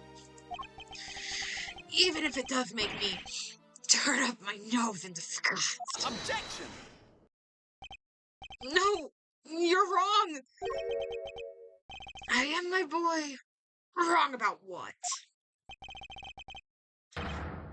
Yeah, I think we're gonna have to prove that there were no finger marks. I'm not the one that smells. You are. What did you say? Yeah, you smell and you don't even realize it. You couldn't hide it even if you wanted to. Edgeworth, take a sniff right where the finger marks are. Edgeworth is like, I've done some insane things in court.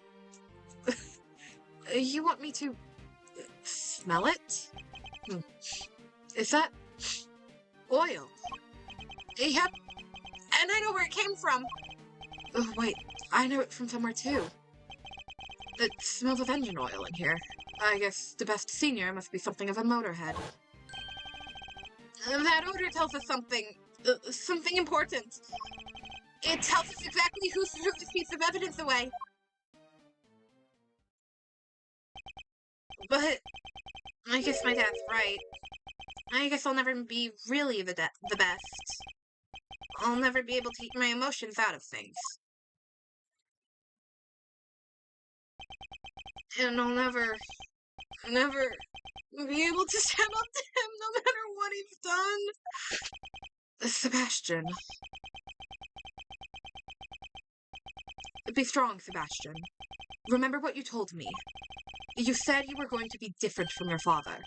A different kind of prosecutor. And you are a prosecutor. We both are. That's why we're standing here in this courtroom.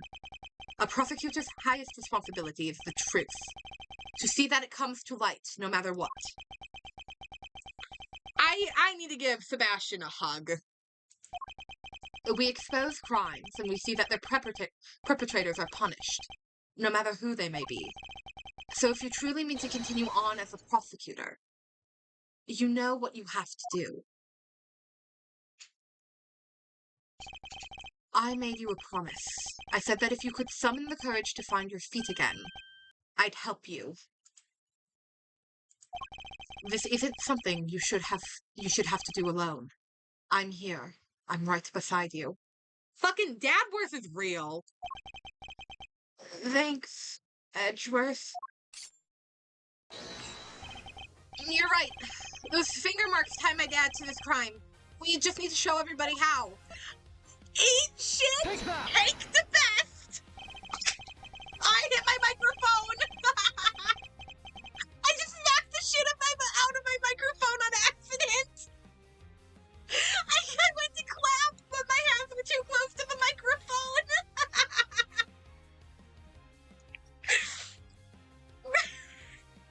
Yeah, next stream is just me signing adoption papers for Sebastian.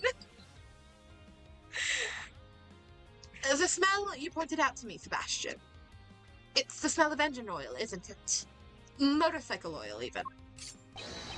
Yep, and we've both smelled it before, in the same place. Yes, in Chairman the Best's garage. Oh yeah, I was in your garage, bitch. It's ugly as fuck. What's more, these finger marks...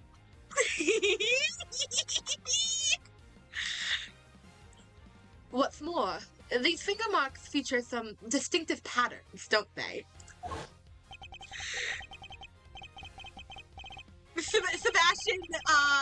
Sebastian receives fatherly encouragement for the first time in his life and does not know how to process it correctly. The outlines of the letters D-E-A-T-H. The same letters that appear on the fingers of these gloves. Objection! Oh, gloves that can be bought in any store. How does that prove anything, dear boy? Objection! How indeed? That's not the only thing that connects your gloves to the piece of newspaper we found. Let's look again at the scrap of paper the bell was wrapped in.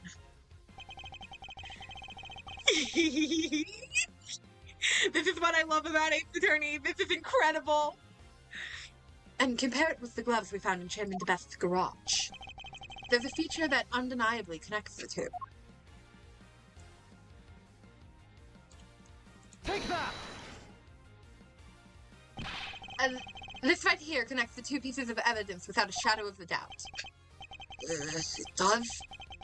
Are you sure, dear boy? I can't see the connection myself. Wait, what? Wait, I was pointing out that it has the same type of dirt. Was I supposed to select the glass?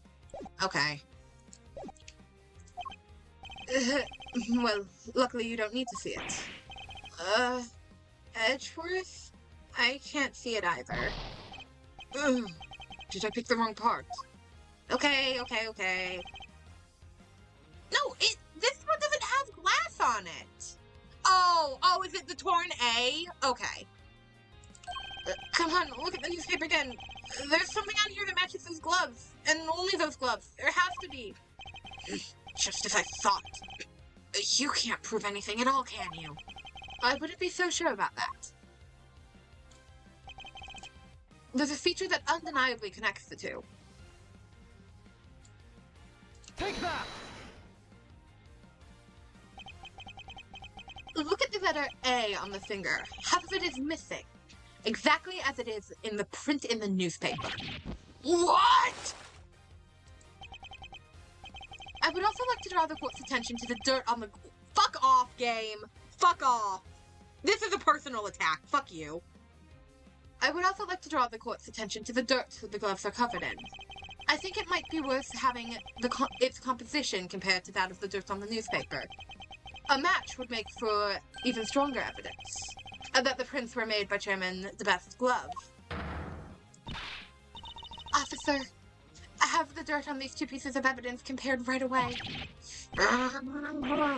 Curse you, Edgeworth! And you, Sebastian! Who do you think you are? You're nothing but mere prosecutors. Sorry, Dad. I think it's time you admit defeat. You suppressed vital evidence, and we just proved that in a court of law. And you did it to try and protect the defendant. Well, what? You think you're gonna be able to make that stick? Think they'll send me to prison? Me? You think you'll be the one to finally take me down? You're a fool, child, a fool! Francisca just whips him from the audience. That's her word. Objection! Just give up. Just give it up, Dad. Admit what you did. Objection! You think you'll stand a chance? Without me around, you won't last 5 minutes. You know what? I think I might be okay.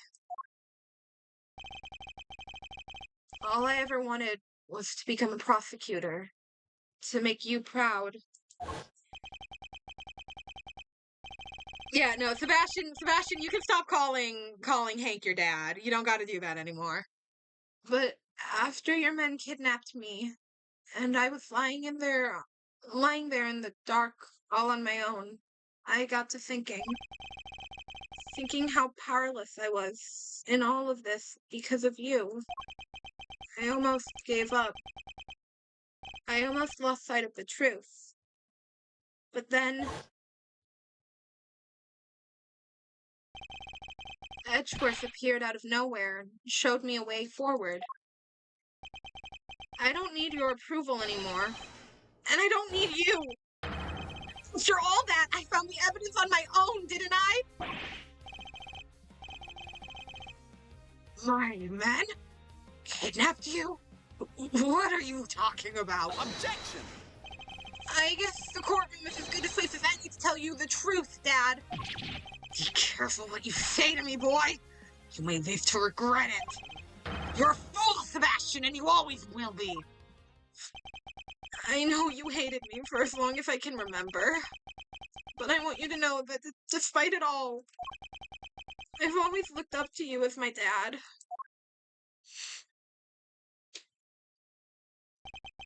Thanks for everything, Hank. Sorry. This scene is so incredibly touching and important because it is Sebastian acknowledging that despite the fact that he could tell his father hated him, he still looked up to him. And it's also him denouncing his father. This is the first time he's referred to Blaze as Blaze or exclusive as exclusive, whatever name you're using for him. But calling him Hank just means that Sebastian, like in the perspective of the joke we have running, where everyone's calling Blaze Hank despite that not being his name, Sebastian really just joined in on the bit, and that made me chuckle. Thanks for everything, Hank, and goodbye. You! Thank you! You need me, dang it! You can't possibly... Sebastian!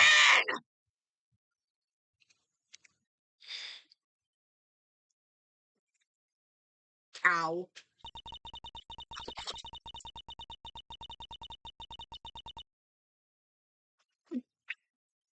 That hurt my voice. Ugh. The court hereby accepts that vital evidence in this case was suppressed by Chairman the Best. That crime will be tried, and an appropriate punishment will be decided at a further date. Yeah, no, somewhere Kay and Gumshoe are escorting Sean back somewhere safe. And Kay just feels this pressure taken off her shoulder, and she's like, yeah, my brother just stood up to his dad. This is awesome. She just feels it. But for now, we must turn to the matter of the knife and the chisel, which still have not been found. However, I believe a full search of the garbage facility may well remedy that. What? You're going to dig through all that trash for the knife, darling? But then... don't worry, Portana God. I'm sure your punishment won't be too unpleasant. Oh, you devil! Punish moi? Impossible! Hank, you blithering buffoon! What did you do? Oh, you swaggering buster! That how they never declared me guilty, and now this! You were the one I went to after they arrested me because you made me believe I could trust you! And not only did you kidnap a child and try to help me, it didn't even work, idiot! You! Drown this idiot of a man! Whoa. Okay, hold on. Give me a minute. Give me a minute. Hold on. Let me adjust for a second. I just screaming that yelling as Fifi just made me black out for a second. I just got so lightheaded from that. I'm okay. There's no need to worry. I think I forgot to breathe for a second.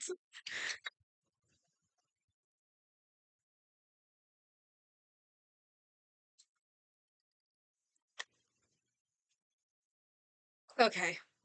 I feel significantly better. An unsightly outburst, to say the least. But an informative one, too. Wouldn't you agree, Sebastian? Yeah.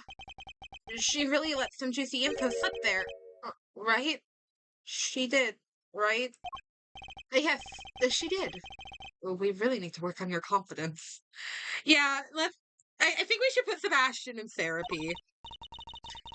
Very well. Then it seems we may be able to bring these proceedings to an end at last. Not so fast!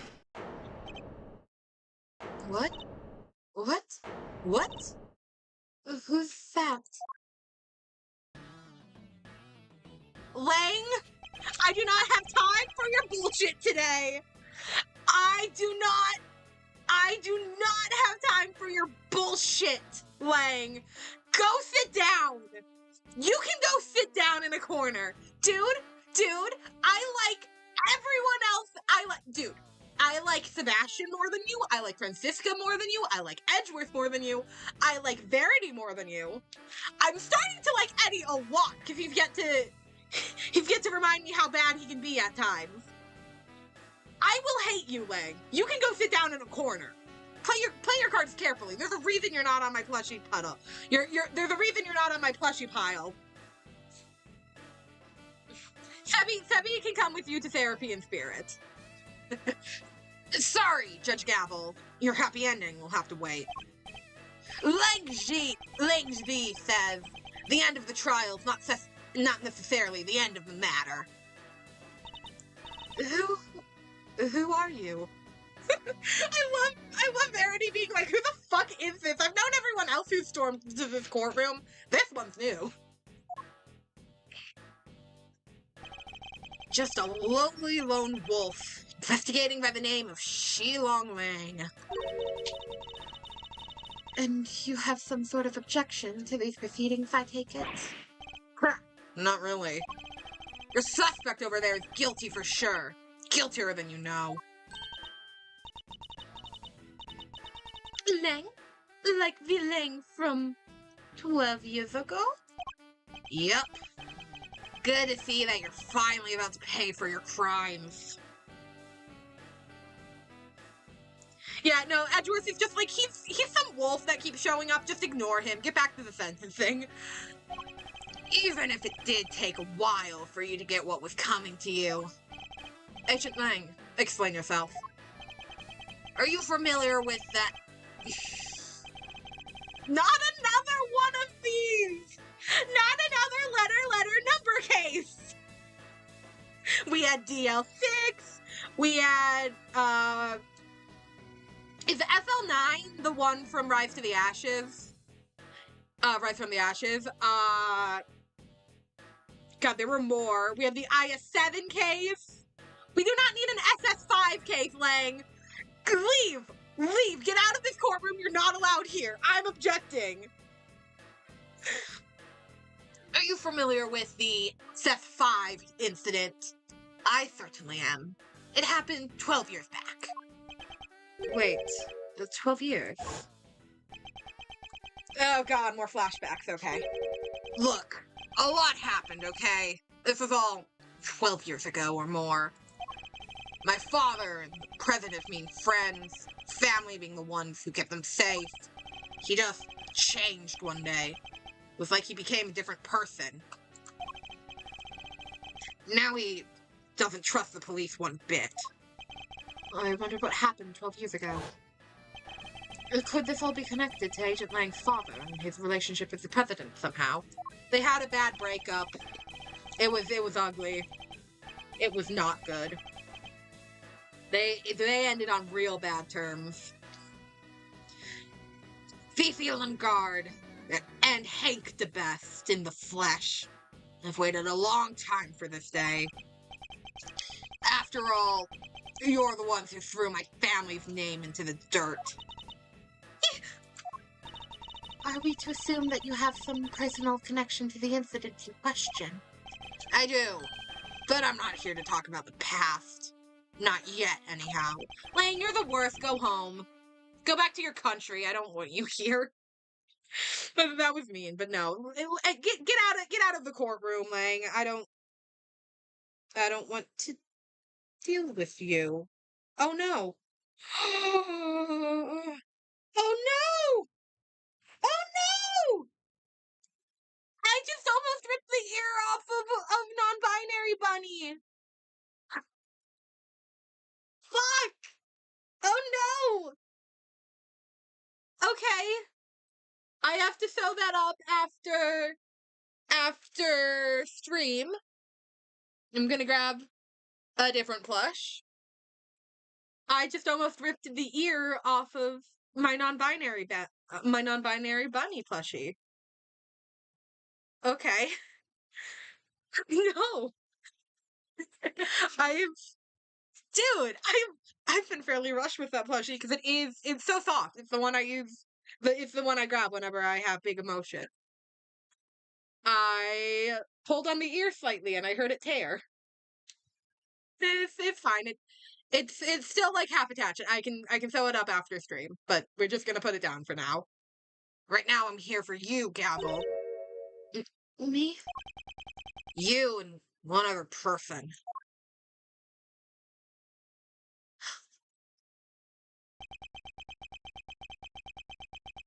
Lang, I'm gonna kick your ass. Sean, you're both under arrest.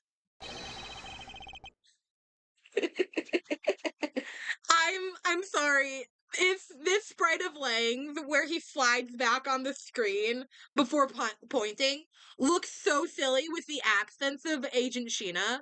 It looks so silly without her there. Because like you can tell that this sprite was specifically made to have two people there pointing, but it looks so silly without one of them. On suspicion of having conspired to murder Di Zhongwang, president of Zhongfa. Objection! Where's your evidence, Agent Lang? Not so fast! All in good time, Mr. Prosecutor. We haven't even started our investigation yet. I'm gonna kill you, Lang. This is the part of the game where I kill Agent Lang. This is... Why do people like this character? He's the worst.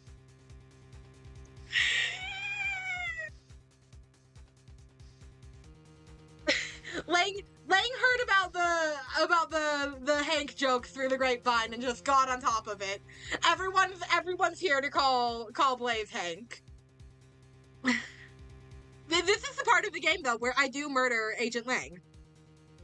That's what's gonna happen. I want my suspect on the scene with me while I look everything over again. What have you uncovered, Agent Lang? I need to know. If you've got a problem, you're more than welcome to tag along. Oh, believe me, I will. Dude, Edgeworth is like, I'm continuing to build my found family here. I'm not gonna let you put a stop to that. Lang, like, from what I've seen, people do really like Lang. Which is so weird to me, because, like, I didn't hate him in the first game, but I certainly didn't love him. He was kind of just there, and he's really pissing me off right now. Agent Lang is not invited to the found family. I'll say that much. The end of the trial is not necessarily the end of the matter. We certainly haven't come anywhere close to solving the mystery of the president's murder. Or uncovering the truth behind these so-called monster sightings.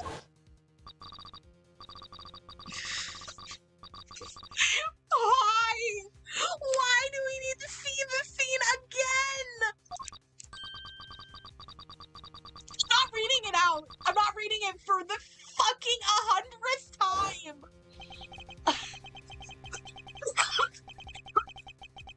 Oh. Dude, doing Gumshoe's voice and then Hank's voice and now Lang's voice back to back to back. Wrong idea. Bad choice. Or figuring out who that was on the phone. Yes, I'd say the matter is far from over yet. To be continued. I am going to continue today. We've only been streaming for 10 hours and my voice only slightly hurts. Yeah, Courtney and Shane have been brought into the not Shane, sorry, Sean. Courtney and Sean have been brought into the found family as aunt and cousin. They're allowed that. Okay. We will continue. I'm going to go refill my water before we do because I'm going to need more water to continue this. So I'll be right back.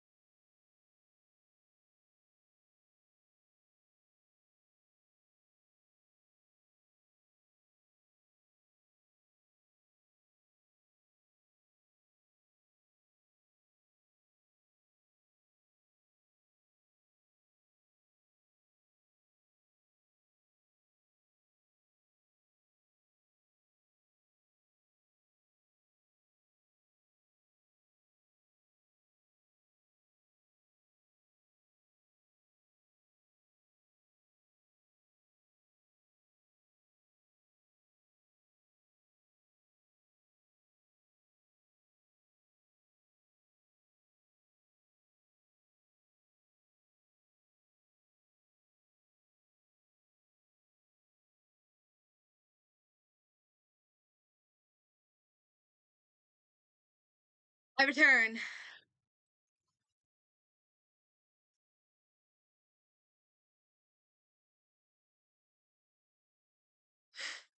No, Kay, Truthy, Sebastian, and Sean are set for life. Second anything bad happens, there's an entire team of legal professionals ready to kick their ass.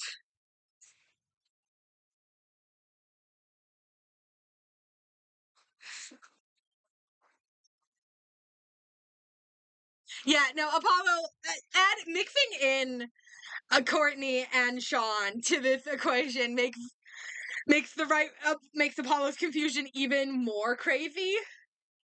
Cause like somehow like one of the judges in the court system is also connected to this family, and also this movie star is somehow connected to the family as well. Absolutely insane. Dude, we're still in the beginning of this case? How long is this case? How long is this case? Because this has been 6 hours so far. So far, this has been 6 hours. This stream and last stream has been 6 hours. And we're still in the beginning of the case. Jesus Christ. Okay. Oh, fuck.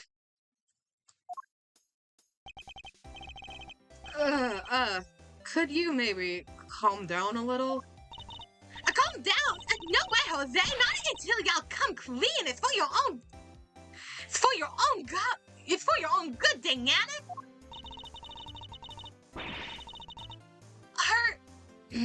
Our intrepid reporters refuse to give up, even in the face of repeating stonewalling from the crew.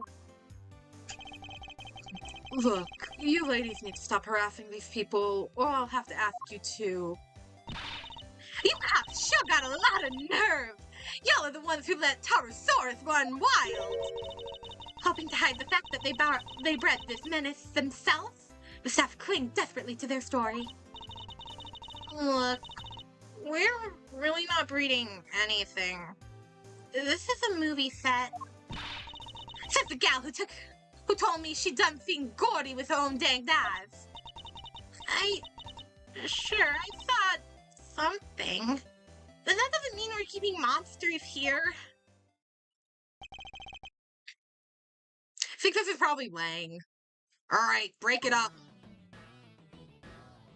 Oh no, where's Sebastian? No, I want Sebastian here. Bring Sebastian back. Oh, Mr. Edgeworth. And Sean. Y'all are on the trail of this Ohium monster infestation too, huh? No, we're on the trail of a criminal. Langsley says, the darkness of a criminal's heart can sometimes be compared to a monster. Shut the fuck up, Lang. I'm gonna kick your ass. That is to say, a killer is no different from a monster, really. Agent Lang, this is highly irregular, sir. We can't allow members of the public onto the crime scene. These people are important witnesses. I need them to be here. Well, Agent Lang, here we are. Where do you intend to begin? Let's start by summing up the facts. These better be actual facts and not your thoughts and opinions. President Wang's body was discovered here this morning.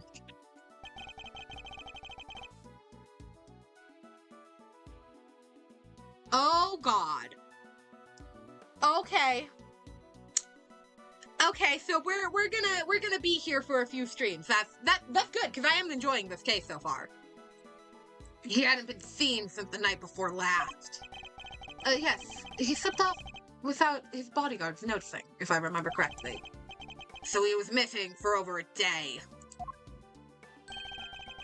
The last person to see him alive was you, Judge Gavel, on the roof of the big building.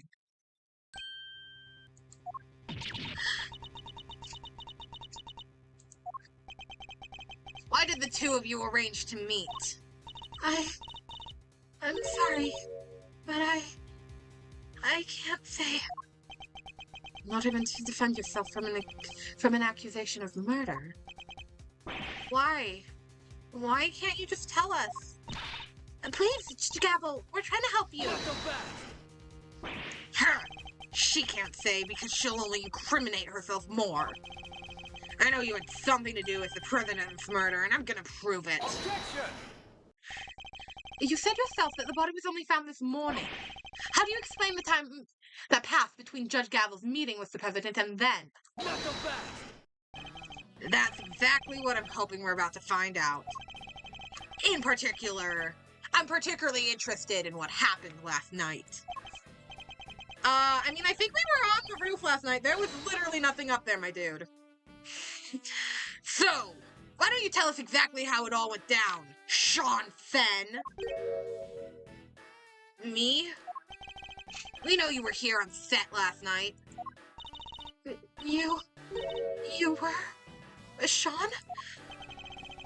We have testimony from the woman over there, and forensic evidence from the footprints that prove it. No, yeah, Verity's still trying to come, like, Verity just had her son kidnapped. Sebastian was missing, and she does care for Sebastian to some extent. We know this, because she said so herself. So 2 people she cared about, missing. And then she had to stand up to Hank, which, like, even though they never explicitly said it, it's easy to tell based off of the way he talks to her that he was manipulating her. That's a big thing, too. And now she's being accused of murder. I also would not be able to function in this moment. You came back to run your lines, right? What? You were spying on me? I'm sorry. I was just making sure you were okay. It was late. I was worried about you. How many times do I have to tell you? I don't need you to worry about me. Aww. Aww. Sean, that is no way to talk to an adult. She was trying to look out for you. Apologize this instant. Sorry. I've told you before, I won't have you speaking to people that way. Wow. This is a whole new Judge Gavel. It seems she's just as strict with her son as she is with those who break the law. Are you listening to me? If I've already told you once, I've told you 7 times. You must... Oh, I love her. And I want you to remember that, all right? Not so fast. Can we get on with the investigation now? Can you go suck a dick? Apologies. I swear quite often, but I try to avoid using that word because YouTube doesn't typically like it. But it felt appropriate for this moment.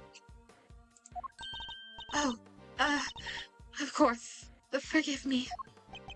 I don't think I've ever seen her so passionate about anything. I guess Judge Gavel, the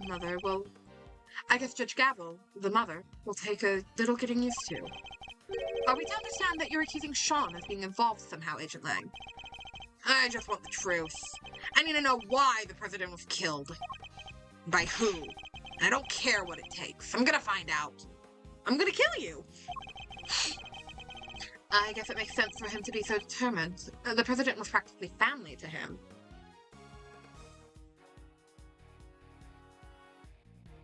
Oh yeah, no, Verity would probably cover up murder for Sean.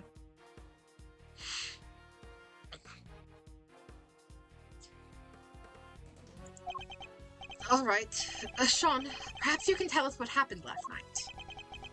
Fine by me. I've got nothing to hide. Why are we cross-examining it? Why are we doing testimony against a child? This is a 13-year-old. This dude, he hasn't murdered anyone. He's just a little angsty. About last night. I had a bad day yesterday. Messed up a couple of takes. We were scheduled to shoot the same scene again today. So I thought I'd put in some extra practice, and that's what I did. It's that simple. It's not like I hadn't done it before. It was fine. Nothing happened. You've been rehearsing late at night again? But when I called you yesterday evening, Sean, you said you were at the hotel. You called him? Around what time? It must have been 11 p.m. or thereabouts. It's one of our rules. When Sean stays away from home, we have to speak every night. Yeah, well, I wasn't at the hotel. I was here on set.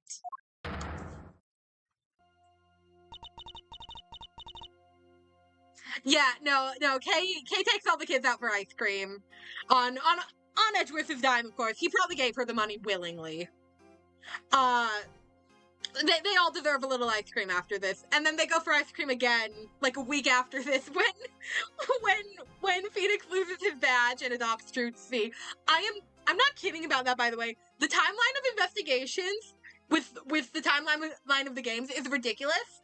Because Investigations 1 takes place about, like, literally over the course of, like, a weekend. Like, a long weekend. It's literally, like, 3 days or something like that. It's ridiculous. And then this game takes place across the, like, amount of time of, I believe, like, a week? And then literally, like, a week after this is when, Phoenix loses his badge and adopts Trucy. It's insane. It's literally a week. So, you lied to me. Sorry. Ooh, now she's mad. I think it's kind of amazing how hard she wants to work on his I think it's kind of amazing how hard he wants to work on his acting, though. And nonetheless, a parent can't help but be worried. I have felt so much worry these past 3 days. I literally have not been able to sleep. Her child, alone, late at night. Anything could happen to him. And indeed it did. He got himself entangled in this case. But he said nothing happened, right? He did, although I can't help but wonder if he was telling the truth.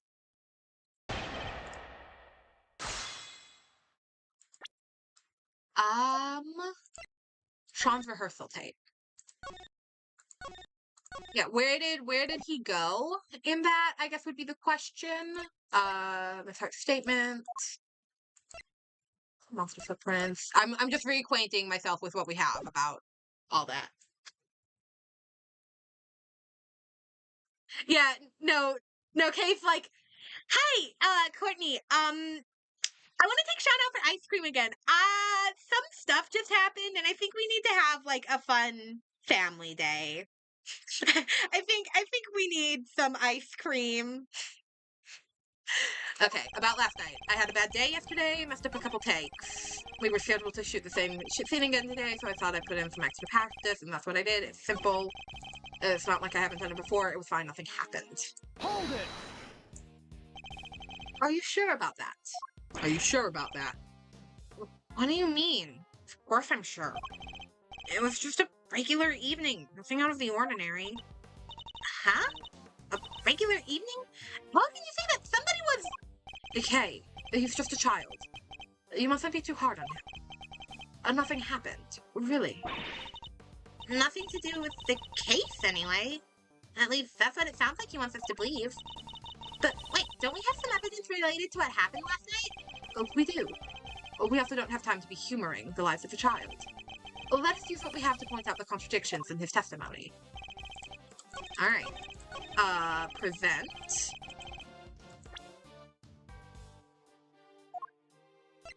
Objection! I did just want to press it and make sure that, like, it wasn't one of the unlock another testimony and then you present it on the new testimony type of things. Cause, like, they do that sometimes and it sucks. And nothing happened. I'm sorry, but you're lying. This proves it beyond a doubt. Wait, how did you... That's right, your rehearsal tape. What? Your video footage from last night? We do, and if you watch it, you'll see that it was no ordinary evening. There's a footprint there already. There is. I'm not sure that's an everyday sight on a film set. Sean, why would you keep this from me? No reason. Not so fast! Liar! That stuff might work on your mommy, kid, but it's not gonna work on me. Why did you hide the tape? He didn't. He literally, like, God, this really is the case where I murder Agent Lang. Do I need to get do I need to get a picture of Lang and set him on fire as well? Is that what needs to happen? Because I will do it.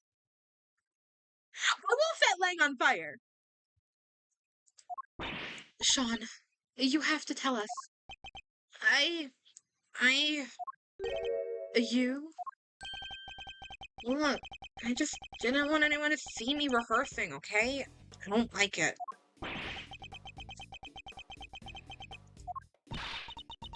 I mean, fair.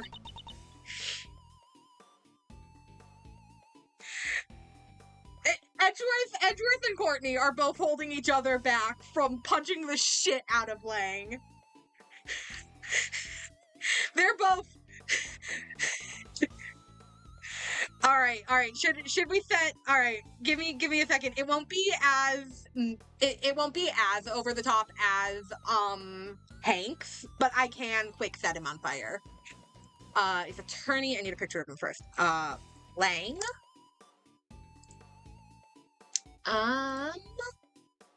This picture will do. And then I need the fire emoji. That's what I used for the fire on Hank. It's literally just the fire emoji. PNG. It needs to be transparent. Can I put text on OBS?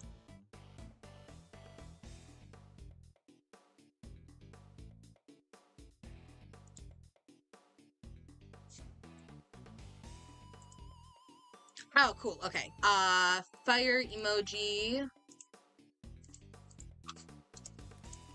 Okay. I didn't know I could put emojis on OBS or like text on OBS. I thought I had to insert an image. What if I do that and I put there? Oh, fuck. Hold on.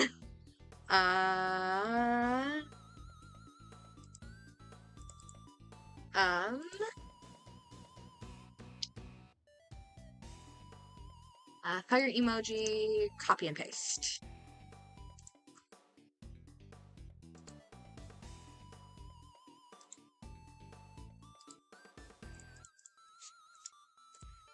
No! Ah, God, it's not gonna work. Fuck. Okay. Okay. Never mind. I need to find a picture of fire. This bit is taking a lot longer than I intended it to.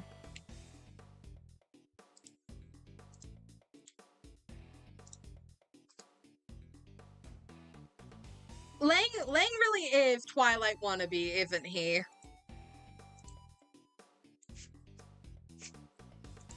Okay.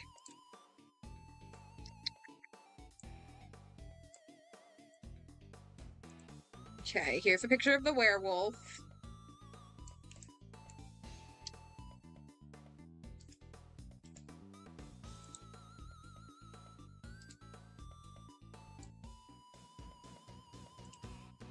Regretfully, his music is really cool.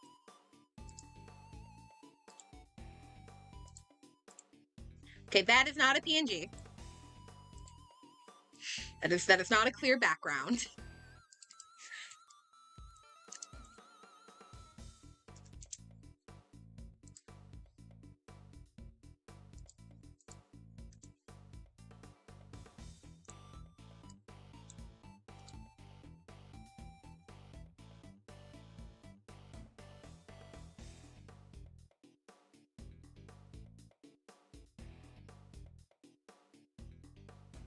Why can't I find one that has a clear background?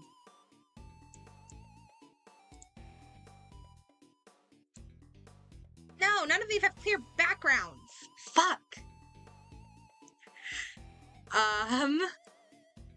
Alright, I'm gonna try one more if this one doesn't work. Regretfully, I don't think we can set Lang on fire today, but I will tomorrow.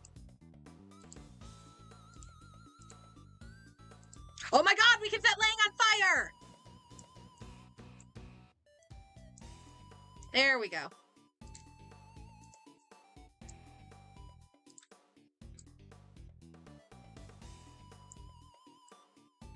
There we go.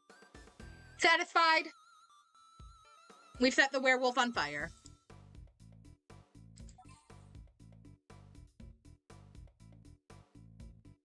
Alright, where's my chat? There we go. this was a good use of our time.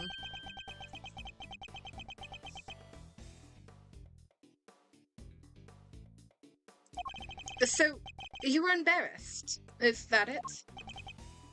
Yeah. What's so weird about that? Knuckle back. That's why you didn't hand over vital evidence? Lang, fuck off!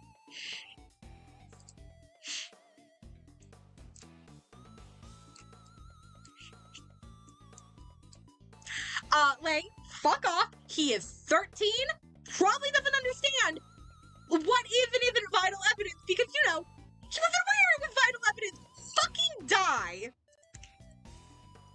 Sorry. Apologies. Lang makes me angry. Sean, how could you? Oh, give me a break. You know about how it... You know about it now, don't you?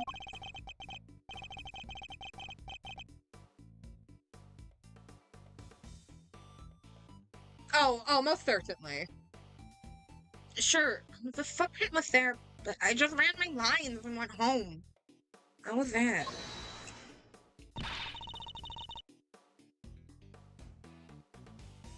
I mean, I expect Sean understands court laws because Verity is his mom.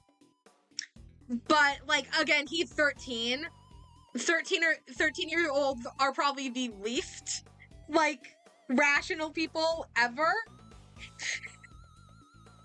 God knows, videos I have of me rehearsing, and that's in heavy quotes. I don't want anybody to see those. Those are bad. Those are bad. I don't blame the kid. What, and nothing about a giant monster footprint struck you as weird. It's a giant monster footprint. On the set of a giant monster movie. It's not like there isn't all kinds of other weird stuff around here. I don't buy it for a second. Chief, there's something hinky about this kid, sure as I am standing right here. Yeah, Sean likely doesn't know, like, the law inside and out. Because he is, again, 13 and not really interested in the law, it seems. He's interested in acting. So yeah, he probably only understands the basics. A dang skippy there is. He's hiding a scoop under them there horns, or my name ain't a lot of heart. Shut up, both of you. I'm done talking. Objection. No, you're not. What? The footprint isn't the only strange thing about last night. What other unusual occurrence happened yesterday evening? I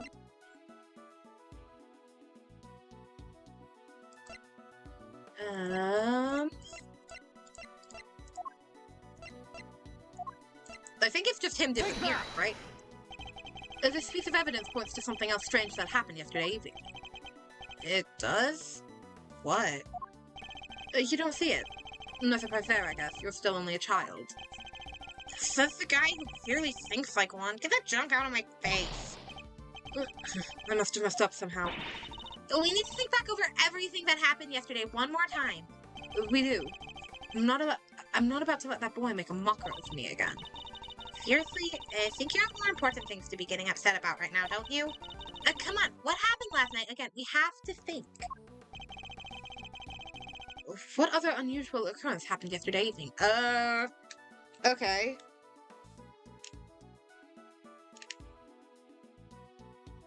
Yeah, no, it's like 7 years in the future.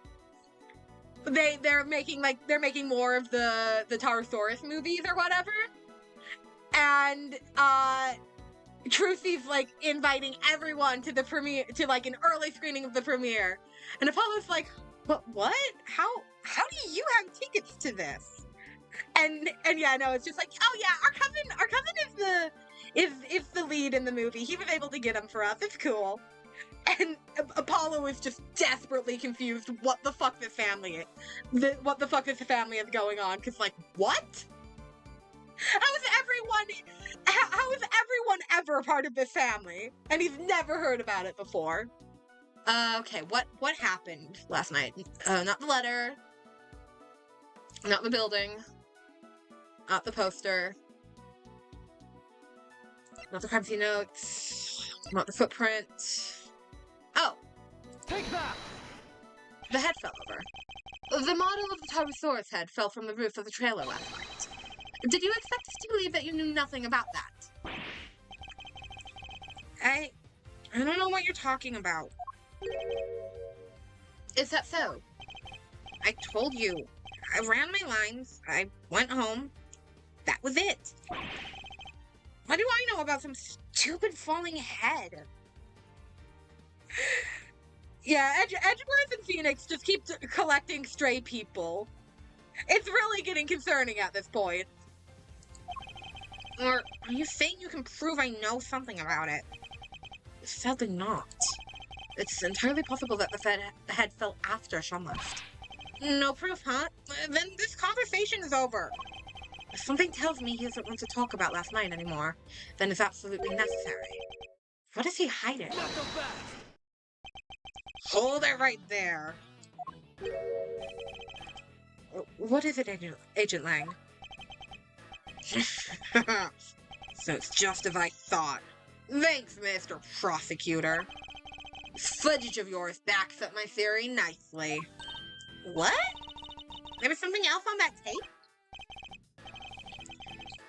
Yep. Look closely. See the costume up in the top left? Oh, yeah. The Tyrannosaurus suit.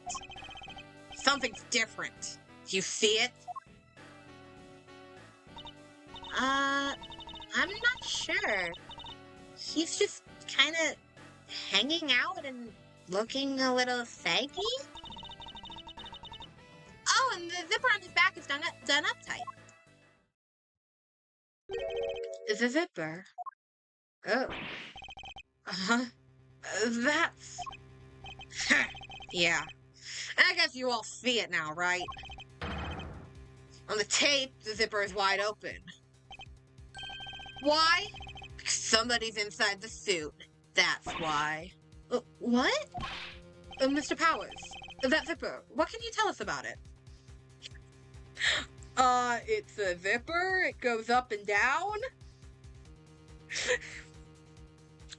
What else is there to tell about a zipper? It goes up and down. Jesus Christ, Edgeworth. Oh, well, you always close it up tight when the suit isn't in use. That's right, Mr. Prosecutor. And you remember something else I said not long ago? Let me refresh your memory. What if your friend Gavel pushed the president off the big building the night before last? Then came down here to the movie set and hid the body somewhere. Here? But where? There's all kinds of stuff down here. Costumes, equipment. You could hide anything in it. And then come back a day later, last night, in other words, and take it out again. Okay, but so then why would it be re-zipped now? What? Also, did they not use the suit yesterday? What? This is the case where I murder Agent Lang. You're saying the body could have been hidden in the Tyrannosaurus suit? That's exactly what I'm saying. Isn't that right, Gavel? You pushed the president off the roof, just like I said. Then you hid his body inside the costume. I most certainly did not. Not so fast! Protest all you'd like. I'm not gonna believe you. You're the only person who could have done this. Objection! I thought we already proved that would have been impossible. The movie set was locked at the time. There's no way Judge Gavel would have been able to get in here, except Sean knew the code. Not so fast! What if she had an accomplice? Okay, but I don't think Verity would use her son as an accomplice. What? I've got a little theory for you. I think you're gonna like it.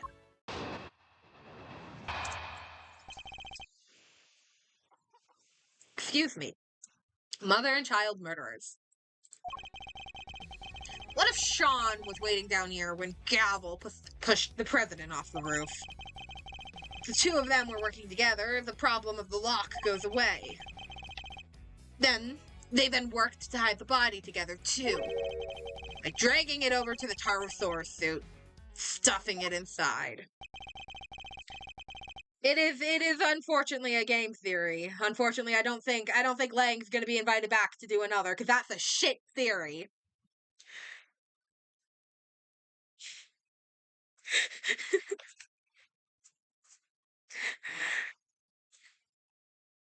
You think the murder was really that carefully planned? Was the assassination of a world leader could only have been carefully planned? Overruled. To suggest that Sean could have been involved in this, it's unthinkable. Not so fast. You're my prime suspect. What makes you think I'm gonna listen to a word you say? 2 different nights. The president died 2 nights ago, and then nobody questioned where he was at all yesterday, I guess. And then Sean was on set rehearsing his line secretly last night. But what about motive? What reason would either of them have to kill President Wang? Who knows? But we'll find out soon enough. She was the last one to meet with him. She won't tell us why. Pretty darn suspicious. Even you have to agree with that. Courtney, just tell us what you were doing up there. Judge Gavel, I don't suppose I can convince you to share any more details. My apologies, but this is one thing I cannot do. However, rest assured, should that ever change, you will be the first to know. So please, you have to believe me. Yeah, murderers have a habit of saying that. What about you, kid? Any weak excuses to offer? If so, now's the time to get them off your chest. I got nothing to say to you. I'm innocent.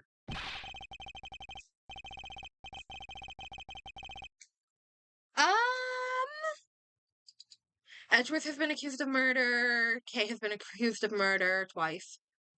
Verity, Sean. Phoenix was accused of murder. Maya was accused of murder. Larry was accused of murder. I don't think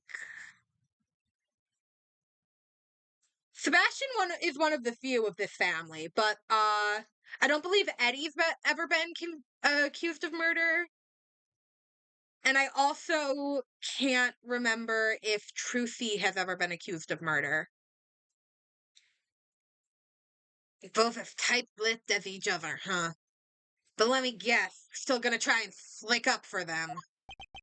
That's true. Judge Gavel's actions certainly make her seem suspicious. But nothing she has told us amounts to a motive for murder, or even the suggestion of one. No. Like I said, I'm leaving the motive aside for now. I'm gonna murder you, Agent Lang. I'm gonna murder you. For the moment, I'm focusing on means and opportunity. That motive is a huge part of convicting someone. And for my money, these two have to be working together for their little plot to succeed. Guys, I'm about to become rich by taking Lang's money. Okay, mother and child murderers. What if Sean was waiting down here when Gavel pushed the president off the roof? If the two of them were working together, the problem of the lock goes away. Then they would have hid the body together too by dragging it over to the Tarosaurus suit and stuffing it inside. Apologies. My throat is not doing good after talking as Lang for so long. Yeah, we've got a nothing burger of a motive. I'm gonna press everything. Hold it! You're seriously suggesting that a child could have been an accomplice in this murder? Look at him! He's still in elementary school. There's no way a kid that young would be involved in something like this. I think I mentioned that he's in junior high, right? Not so fast! Lang V says. Pity no wolf, be he cub or grizzled elder. Doesn't matter how young he is. If he's guilty, and he'll be treated as such. That's not how court works! Yes, if a child murders someone, they will still get in trouble for it. But, like, it's a lot more complicated than that. I'm gonna murder Agent Lang. Wow. Wolf cubs have it hard, huh? I'm surprised at you, Mr. Prosecutor. You're saying he deserves mercy just because of his age? Of course not. I'm saying that there's no way he did this, and I'm going to prove it to you. I look forward to it. But be warned, I'm only just getting warmed up. Okay. Hold it! It goes away how, exactly? I thought you might try this, but you and I both know exactly how.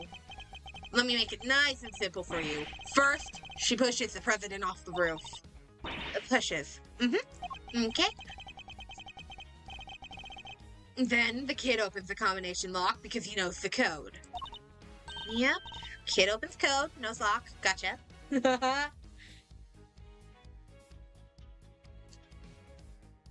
Lang would take ABO fanfic way too seriously.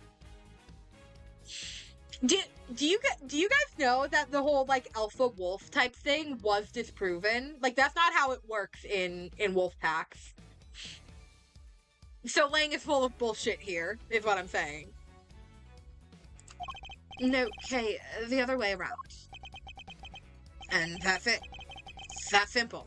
No more lock to worry about. No more objections about her not being able to get in because she didn't know the code. That would explain away the problem of the lock. It's true. Thank you for your clear and incisive explanation, Agent Lang. Please, continue. I will. Hopefully this next part will shut you up for good. Yeah, Lang is full of bullshit. Hold it! But if the two of them were working together, what would they need to hide the body for a full day? Yeah, no, the amount that people cling to the alpha wolf idea, despite the fact that I don't think it's even a new thing that it's been disproven. I think it's been disproven for a while. It's insane.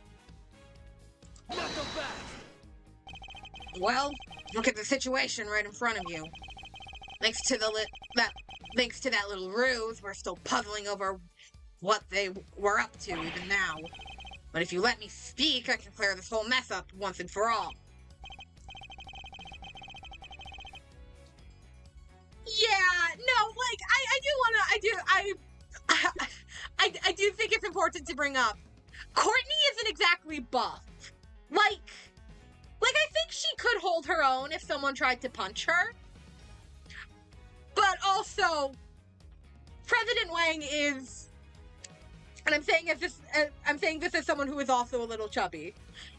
So President Wang is chubby. That man is squishy. He definitely weighs more than I think Verity could lift. And that railing is high. That railing is high. Like, you can't really see it, but that railing is high. I do not think she could lift him up that high. Or, like, even push him that hard, like, hard enough to make him tumble over it. Yeah? Yeah? I need to find this paper, because that sounds hilarious. I love alpha male being used to refer to chickens. That's hilarious.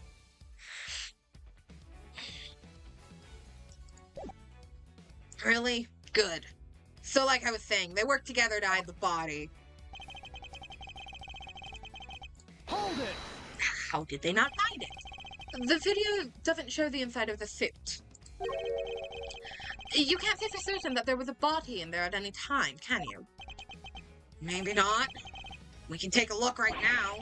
Let's open it up and see what's inside. I'd put money on us finding proof that it was there. But do you mind if we examine the suit, Mr. Powers? Oh, not at all. Might be a little ripe, though. It's pretty sweaty in there. Ooh. Oh, oh ho! Oh ho!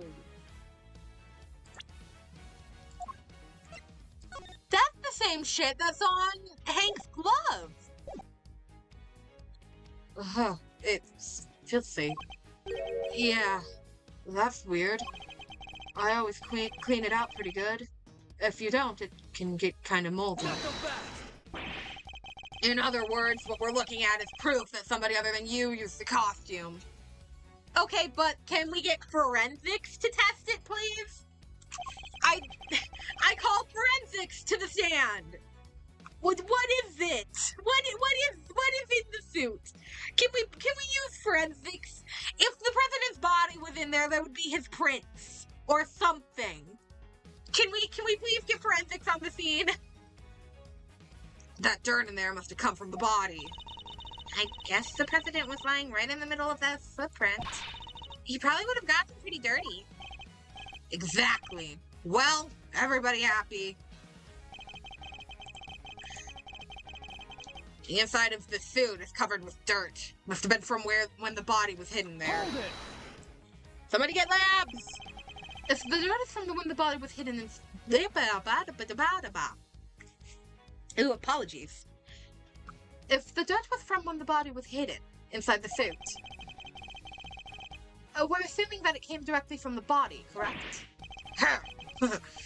What are you even talking about? Of course we are. Where else would it have come from? It's really pretty filthy in there, huh? The dirt got everywhere. Especially around that part where the chest would have been. The chest. I think that might be an important clue. It theory hangs together pretty well, I have to say. It's certainly the case that they could have carried out... It's certainly the case that they could have carried out the murder if they were working together. I don't think we stand to gain much by disputing that. So, what do we do instead? We listen careful to his testimony once more, and see if we can tease out anything valuable. I've pressed everything. The inside of the suit... I mean, there's a little bit of something on his chest, but... Objection. I literally did not think that would work. I honestly did not expect that to work. Okay. I want to be clear here. I presented that fully thinking I was going to get a penalty. I presented that fully expecting a penalty. So, our assumption is that the inside of the suit is dirty because the dirt came from the body. Would it be safe to say that's the case? Why? Is there a problem? The part of the suit directly in front of the opening is particularly dirty. Yeah, it really is. But look at the victim. The area of his body that would have been in contact with that part of the suit isn't dirty at all. The victim had been crammed in there. If the victim had been crammed in there as you suggest, his chest would have been covered in dirt. Ugh, fine. So what's your explanation? How did all that dirt get inside there? Hey, that's not my job to prove. Based on the videotape, there may well have been somebody in the suit at the time. So who was it if it wasn't the president? Come on, Kate, think. Where was it? Is something the matter, Kay? I've seen dirt like that somewhere else. I'm sure of it. I just can't think where. Dirt with weird little gray bits in it. Gray bits? Wait, was I right about it being reminiscent of the gloves? Dude, what the fuck was Hank up to? Gray bits. She's right. There's something mixed in there. It was stuck to something else we looked at. Lots of it. Stuck to something we looked at. An item of evidence, maybe. It's probably worth checking. Does one of these items we found have a similar kind of dirt stuck to it? Eat shit, Agent Lang. As Kay pointed out, the dirt in the suit contains small flecks of something gray. Uh-huh. And? We discovered similar flecks stuck to an item belonging to somebody we recently had dealings with. The item in question being these gloves. You're right. The dirt does look similar. But so what? What are you saying this stuff is? What exactly are these gray flecks of yours? I believe the gray flecks are concrete, plastic, paint. I think they're concrete, right? Yeah. Surely they're flecks of concrete.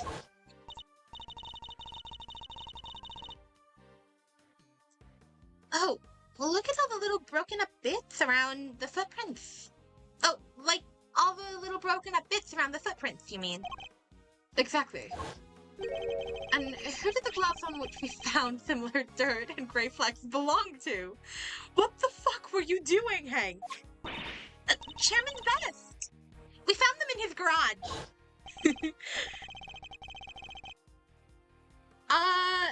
I think Gumshoe is here. I don't know where Sebastian is. Dude's sitting down for a second and taking a breath. I don't blame him. Sebastian's taking a shower. He just dug through the garbage. He deserves to take a shower.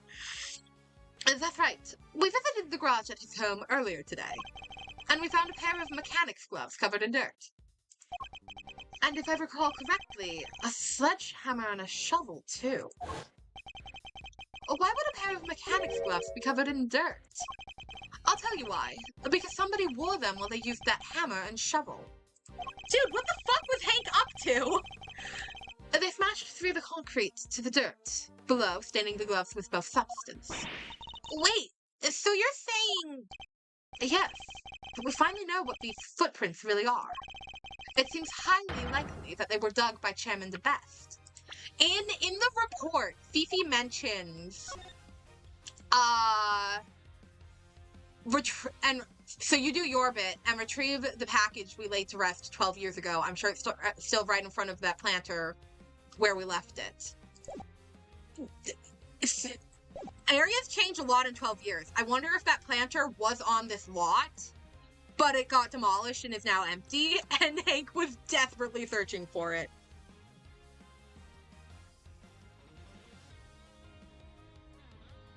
Yeah, no, let's really hope Sebby's getting a good shower, because, God, that's disgusting, having to dig through the trash. It seems highly likely that they were dug by Chairman DeBest. Let's go back.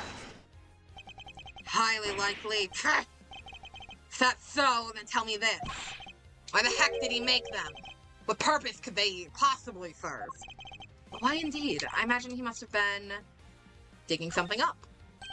I think he must have been digging something up. I imagine events unfolded somewhat like this.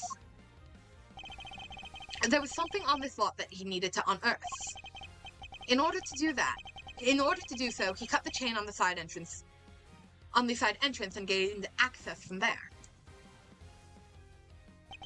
He then used the sledgehammer and shovel to dig up 3 footprints.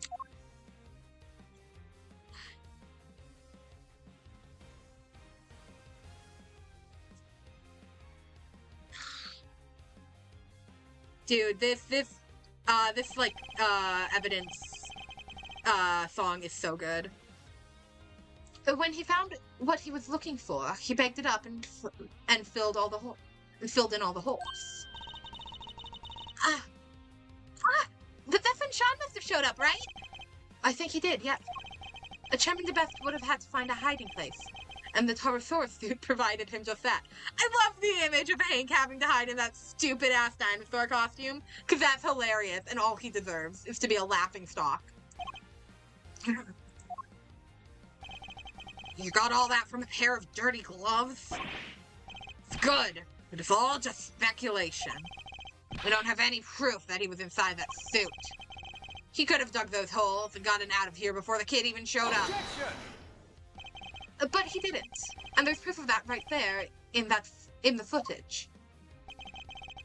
It shows that Chairman DeBest was still present when the recording was made. I was going to point this out! Oh my god, I feel so stupid now! I was going to point this out though. That bag is the same bag that was in his closet when we found Sebastian. I was going to point out that, oh hey, it's the same brand of bag. But I didn't because I thought it was so inconsequential. Oh my god! Yeah, also, Lang, all you were doing was speculating, so fuck off. What? It's a shame that Agent Lang didn't notice it himself. But if we compare the situation as we see it now to the situation as it appears on Sean's rehearsal tape, and compare that in turn with what we saw in Chairman DeBest's garage, it soon becomes clear that the chairman was present. This scene is so sad. I'm sad it's the only shot we have of Hank's closet. What part of this image shows us that Chairman DeBest was still here? It's the bag, bitches! Take that! Hey, Lang! Suck it!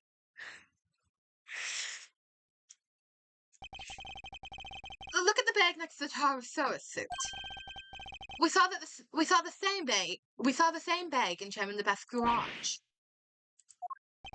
The same bag, the dirt on the gloves. That has to indicate a connection, surely. Also, Hank had concrete in his garage. Wait, do we have evidence of that, or did we not write it down? We did not write it down. But remember, Hank had bags of concrete in his garage. That can't have been a coincidence either. I think that pretty much sells it. It was Hank DeBest in the suit. And if he was there, the president's body can't have been. Yeah! Good. Seems I've convinced Agent Lang of the flaws in his theory. Somebody get the Chairman DeBest's house right away! We need to know what's in that bag. Yes, sir. Y'all done lost your minds! I can't believe what I'm hearing! What's all this hogswill? Ugh. This is all we need. Edgeworth is, like, about to rip his hair out of his head. This right there, Pterosaurus Prince, dang it! Ain't no holes dug by no old guy! I think I've just demonstrated more than adequately that that's exactly what they are. Also, I love Lana calling Hank an old guy. Don't mad at me, none what you just done did. I don't believe it, and that's that. Done told you I've seen the big bad bull with my own two eyes. The giant eye peering in at the window. I thought we'd gotten past that nonsense. We ain't about to let that go. What kind of journalists would we be if we did, huh? Responsible ones, but I guess that's the whole problem. Wait, ain't like it was just about the footprints now, huh? You were seen fraternizing with one of them there monsters, ain't that correct, young man?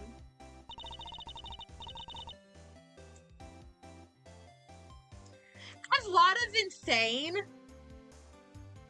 Like, the first case she ever appeared in, she was convinced Gordy was real.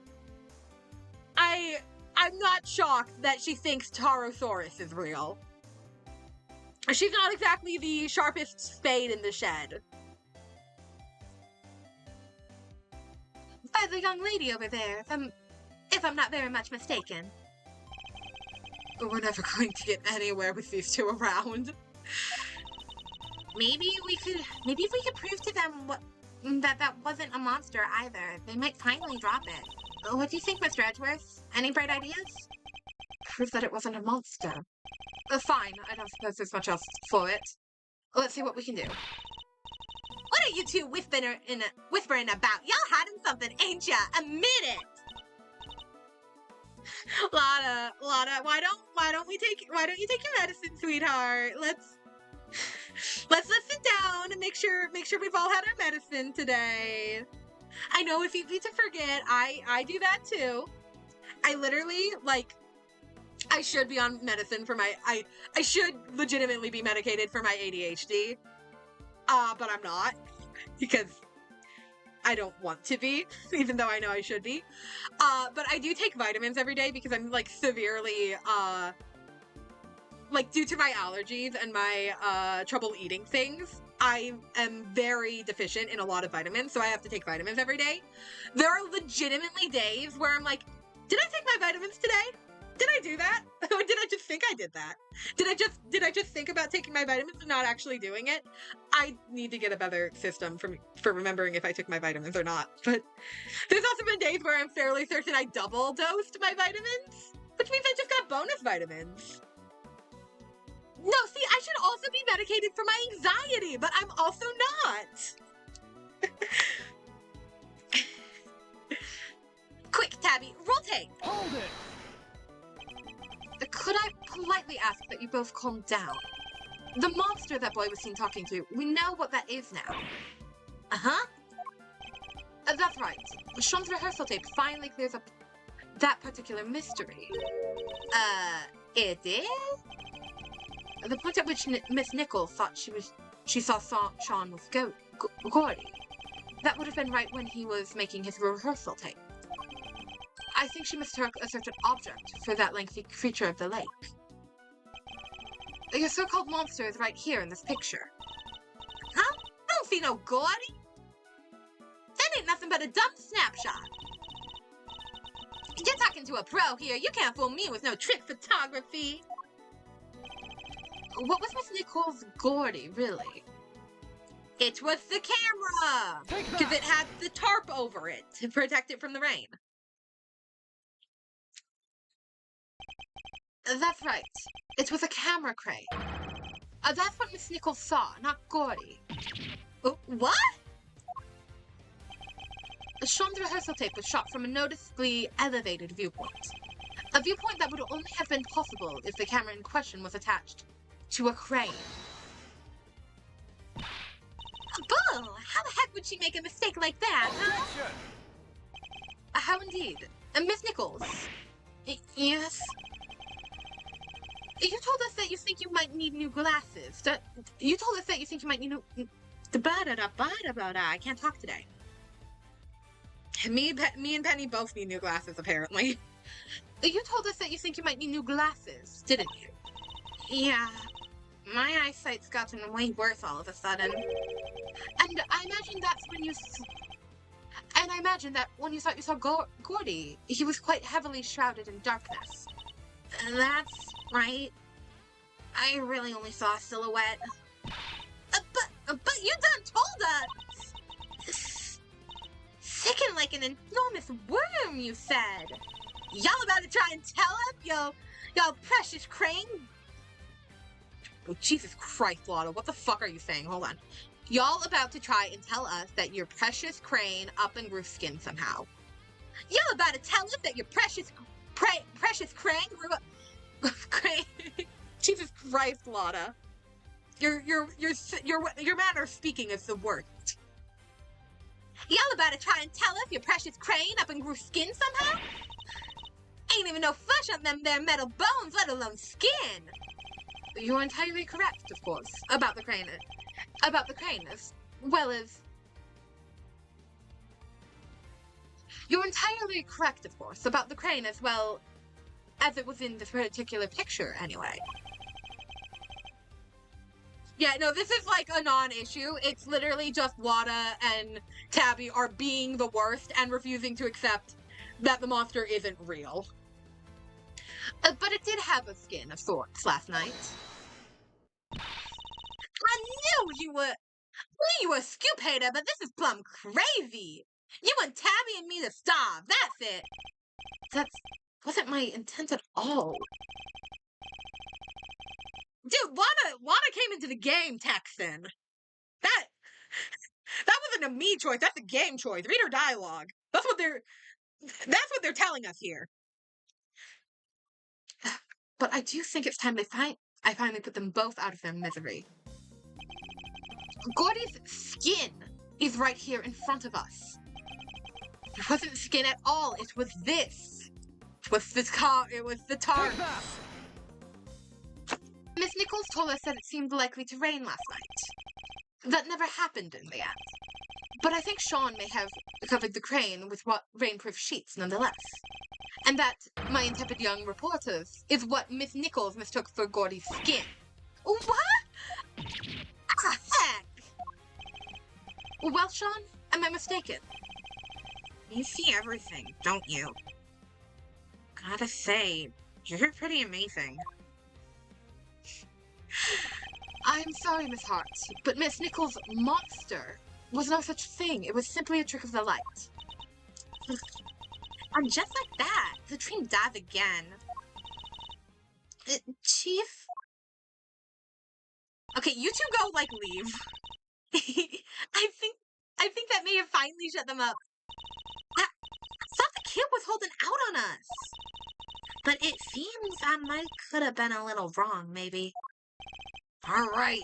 You know what the so-called monster was now. Everybody happy. Everybody except those two. Agent Lang. The President's autopsy report is out, sir. It is? Let me see. Death was due to full body concussions and bone breakage. Caused by extreme pressure from above? Yeah, that's not how they report falls, my guy. My guy, he didn't fall. Fucking loser. So we have our cause of death. He was crushed. Elbozo! It's just as we thought. Agent Lang is a fucking idiot. Test results still haven't come back from the yellow substance found on his chest. But they did find gunshot residue on his right hand. Gum shop? Residue? Guess he was a kid at heart, huh? Gunshot residue, Kay. It's the substance left behind when a firearm is discharged. Okay, this is the second time Kay has done this. And it's the second time she's done it specifically with Lang. Does, in-universe, does Lang canonically have a really hard to understand voice? She's done that twice, and both times it's been towards Lang. And she's never done that before with other people. Sebastian is the one who gets words confused. Its presence indicates that the president may have used a gun. Really? But we didn't find a gun anywhere, did we? Indeed not, which makes the residue something of a riddle. We need to read that report carefully. Well, Agent Lang, that clears up one thing at least. I want to read the report now. Fuck, I don't have it. Oh wait, is it here? Yeah. Victim Dijong Wang, age 58, gunshot residue detected on the right hand, flecks of yellow substance found stuck on the clothing, still undergoing analysis. Time of death, April 5th, approximately 11 p.m. Cause of death was due to full body concussions. Okay.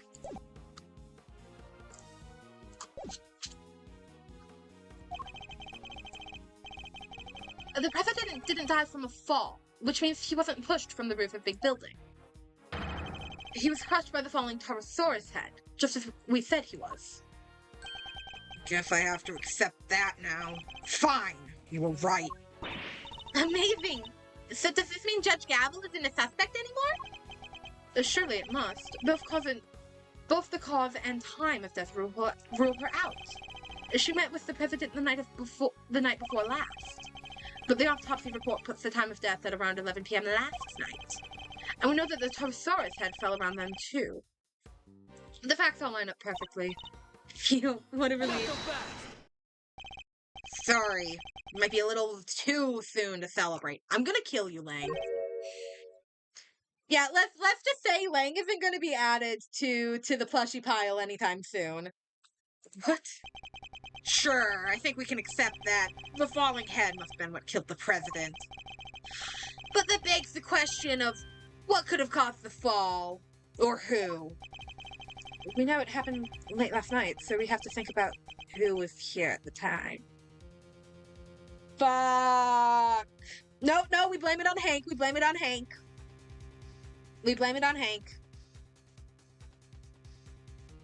Overruled. What are you getting at exactly? You can't mean... I'm afraid I do. You did it, didn't you? Sean. No, we blame it on Hank! Guys, we blame it on Hank! The kid's hiding something. It was right here last night, right where the body was found. He saw the footprints. And yet he wants us to believe he knows nothing about what happened. Okay, but if I was Sean... and I'm working on a monster movie, and I go to the set to rehearse my lines, and I see giant footprints, I'd be like, yeah, no, that's just, they added that for tomorrow's shoot, right? So, like, this is a non-issue, Lang. That's a big ask, Shirley. Objection! We haven't yet established if the footprints had anything to do with the murder. So even if he did see them, that doesn't mean he was involved. Maybe not, but his face tells me differently. He's 13 and being accused of murder. I'd be more concerned if he wasn't nervous. As does the fact that he's shaking like a leaf. Again, 13, being accused of murder, I'd be concerned if he wasn't scared. Give me 1 minute. I'm realizing some of the plushies are being cut off. There we go. It does seem like Agent Lang might be onto something, but I don't think Sean is going to talk. Fine. Keep your mouth shut, kid. I have a better idea. Why don't we let your tape do the talking? What exactly are you planning, Agent Lang? The police have some pretty sophisticated image analysis tools these days. You would go to such extreme lengths to see my son convicted? It's not ideal, but if the boy won't talk, we don't have any other ways of getting to the truth. Detective Gumshoe, you have access to exactly such a device, do you not? Sure do. Lil V. Good. Then that should make this nice and quick. Mr. Edgeworth, might I request it be you who carries out the analysis in question? Why me? I fear that Agent Lang might be inclined to believe the worst. Image analysis isn't exactly my specialty, but alright. Are there any new clues to be discovered somewhere in the image data, I wonder? Okay.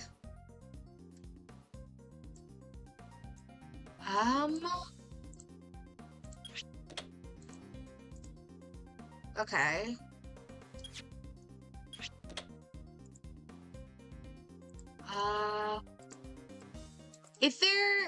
Is there something in the bag?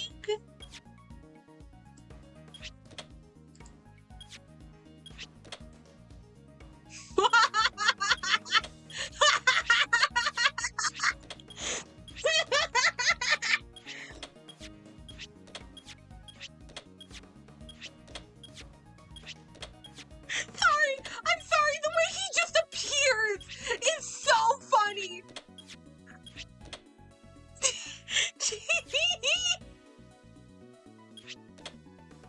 Eureka! What the? What is it, Mr. Edgeworth? Let me see. Huh? What is it? What's the matter? Show me! Mr. Edgeworth, the court asks that you share your findings. Zoom in on the top right part of the image and look closely. And then laugh for a good 5 minutes. That's... there's a person there. It's... the president?! Oh my... What? You're kidding, right? Well, I'd say that's pretty decisive, wouldn't you? This doesn't look good for Sean at all. Wait, this doesn't prove anything. I didn't know he was there. I don't believe you. The image does, in fact, prove something very important. That you and the president were here at the scene of the crime together. Admit it, kid. You murdered President Wang. No, that's ridiculous. Why would he? Sean, you didn't, you can't have, can you? What did we do, Mr. Edgeworth? It's hard to push back against footage like that. You missed the fact that we analyzed this footage and we zoomed into this part and the president literally appeared. Literally, he appeared. It was so funny. Surely even you can't deny that this looks pretty bad for the kid, Mr. Prosecutor. Ugh. He claimed he knew nothing about what happened. The president is right there with him. Sean, what are you not telling us? We have to know. He's right, Sean. Be honest now. It's the only way. The truth is, it was all my fault. Sean, what did you do? It was my fault. The Taurosaurus head fell off the trailer. I went up on the roof of the trailer to prep the kit I was using, and I turned on the heater while I was up there. I must have left it burning when I came back down to run my lines. And then my mom called, and I left the set to go talk to her. When I came back after the call, the Taurosaurus head had fallen from the roof, and the president was just there, lying next to it.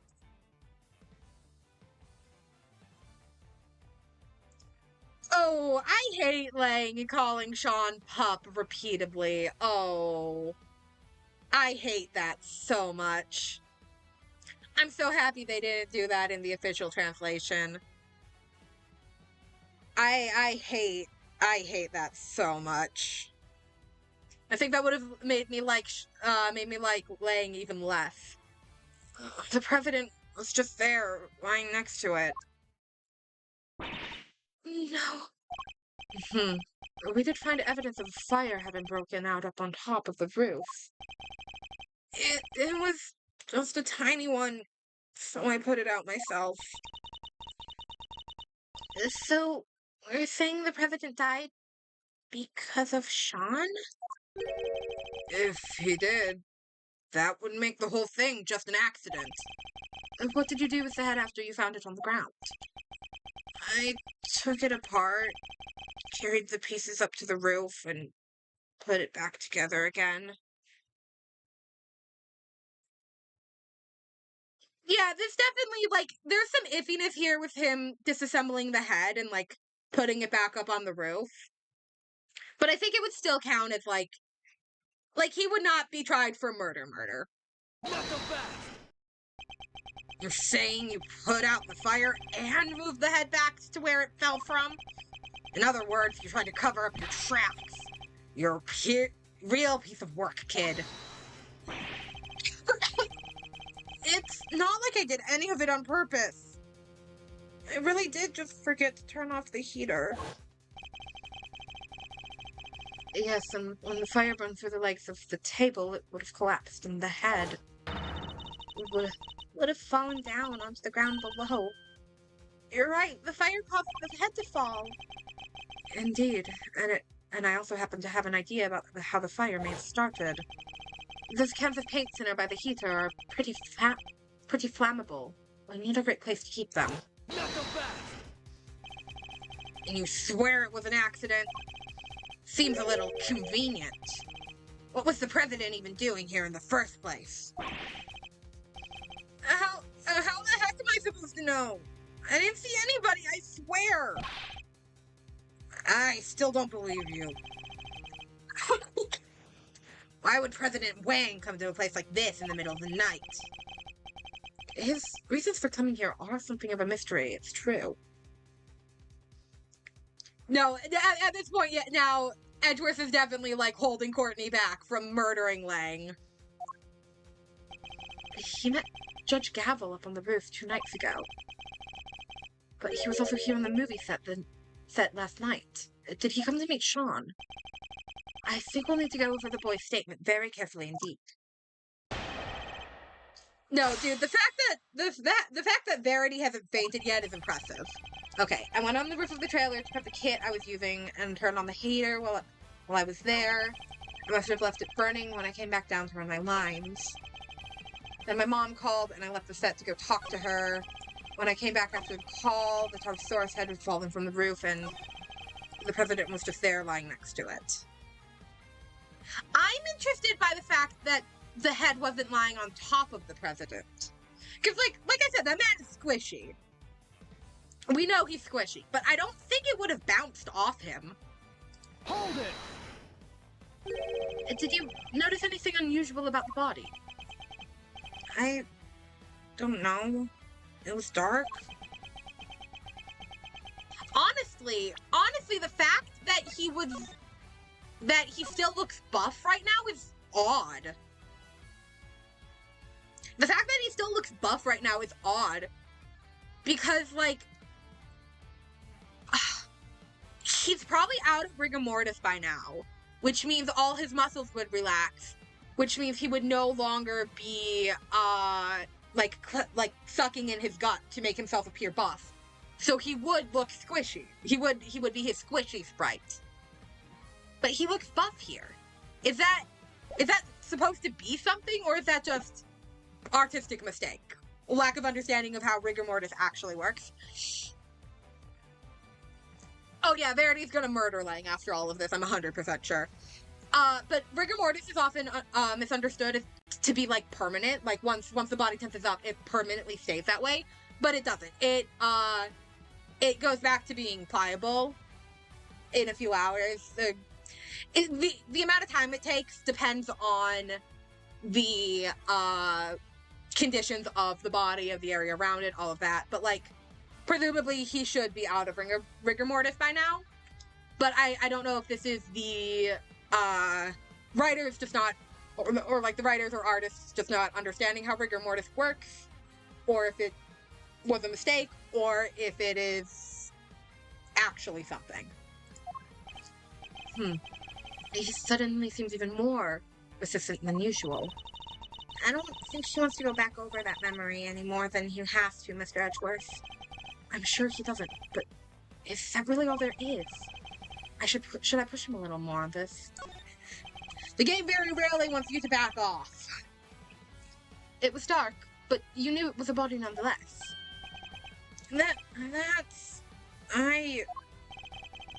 He's hiding something. I'd rather find out what. Most people would cry out for help if they saw somebody lying on the ground. And yet, you didn't.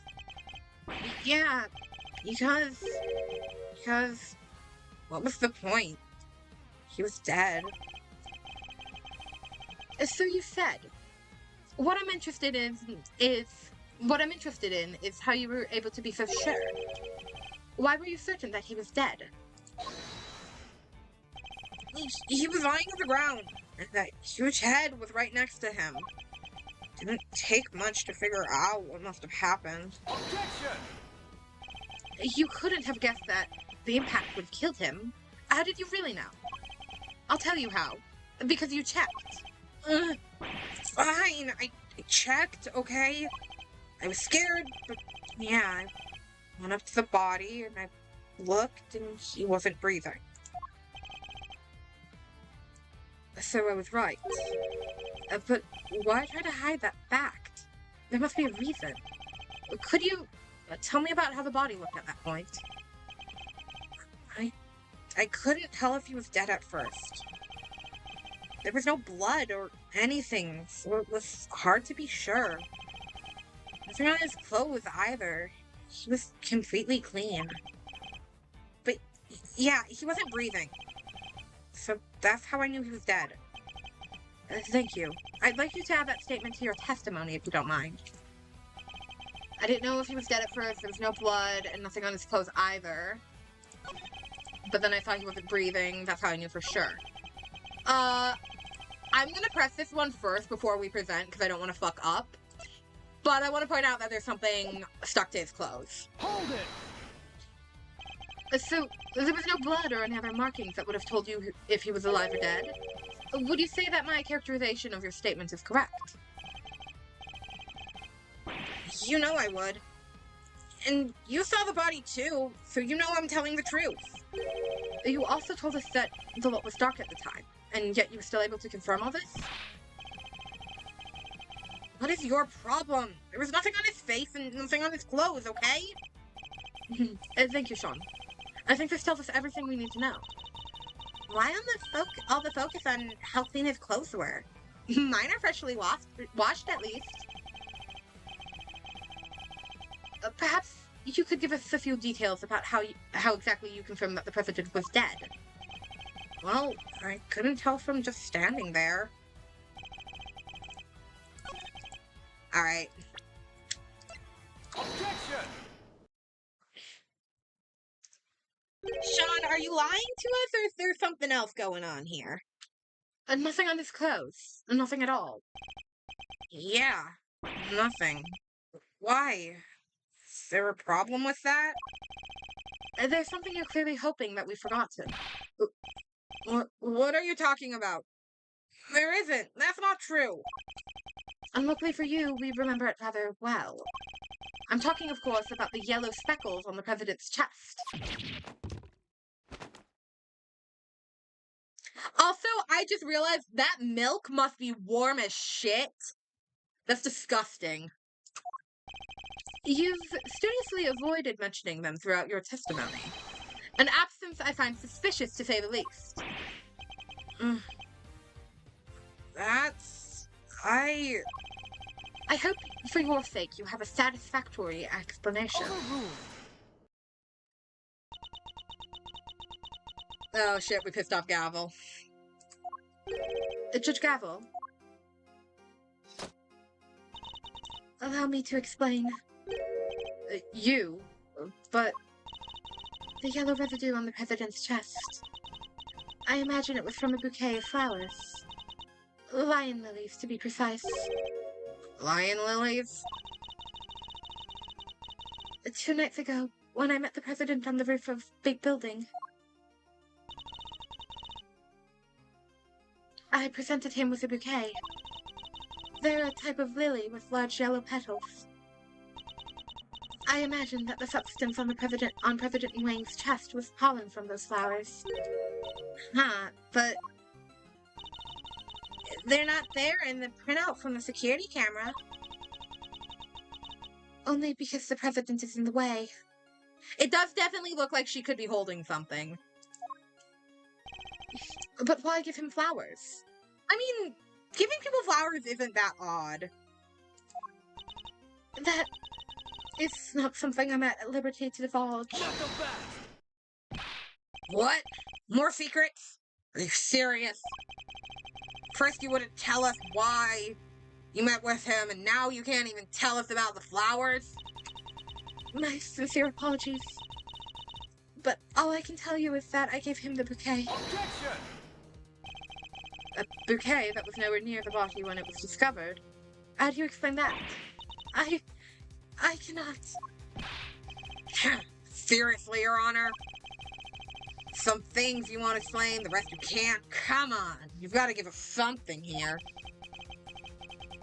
You wouldn't let this fly in the courtroom, so what makes you think we'll accept it? Hey, you leave her alone. Sean. I threw the flowers away, okay? You did. So they were there when you first found the body. Yeah. They were right there on his chest. And they were squashed completely flat. Oh, I guess that makes sense, right? They would have gotten crushed along with the president. And the pollen would have been smeared across his jacket front. That explains things rather neatly. But why remove the bouquet and dispose of it? No reason. He's almost as evasive as his mother.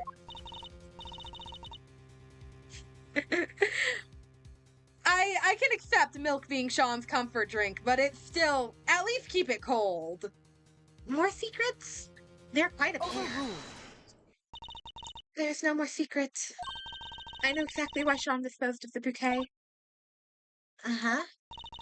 You saw me leave the house with it, didn't you?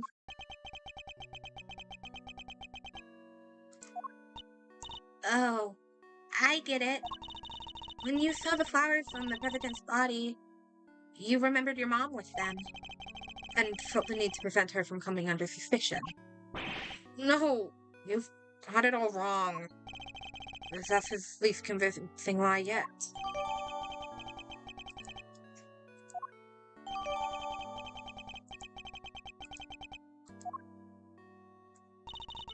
I often decorate our home with lion lilies. I imagine that's why he remembered. Not so fast.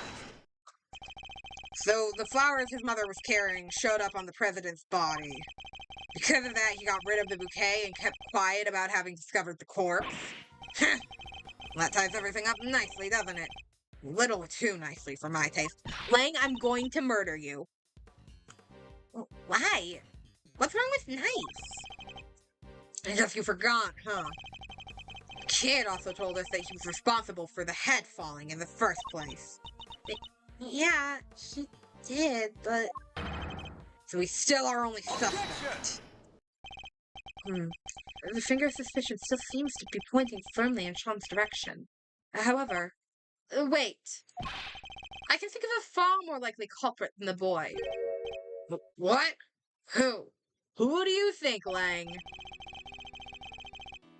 The person who was holding Sean captive until only a short while ago. That's right. We had to rescue him from a warehouse refrigeration unit down by the harbor. A refrigeration unit in a depot? Yeah. Luckily, it wasn't switched on. Poor kid might have frozen into a popsicle otherwise. He was doing his best to call out for help, which is how we found him. The sedatives had worn off by then, so he was wide awake and plenty loud. Sedatives? Isn't that what you were given too? Yep. We found the bottle on the floor of the unit. It was even the same brand. The 3Vs, apparently. 3Vs. Apparently it's super strong. Huh. Well, Agent Lang, surely that suggests that Well, Agent Lang, surely that suggests that Sean is a victim, not a suspect. That somebody else was responsible, and I think they've been behind all of Not so it. fast. Yeah, no, like, 13-year-olds aren't exactly the most logical bunch. Sean likely saw his mom leave the house with the bouquet, and because that's the flower they have in their house frequently, put two and two together that it was probably the bouquet she had, and was afraid of her being accused. That's like a completely normal kid's response. Oh yeah? And this secret mastermind of yours. Where was he last night too? Was he here last night too? Dude, if I knew, I would tell you. That I can't say yet. It's not like you to be so vague, Mr. Prosecutor. Dude, I literally don't know. Sadly, we just don't have anything to tie our mysterious kidnapper to the murder of the president. So if there's anybody else, somebody other than Sean who could have committed the murder.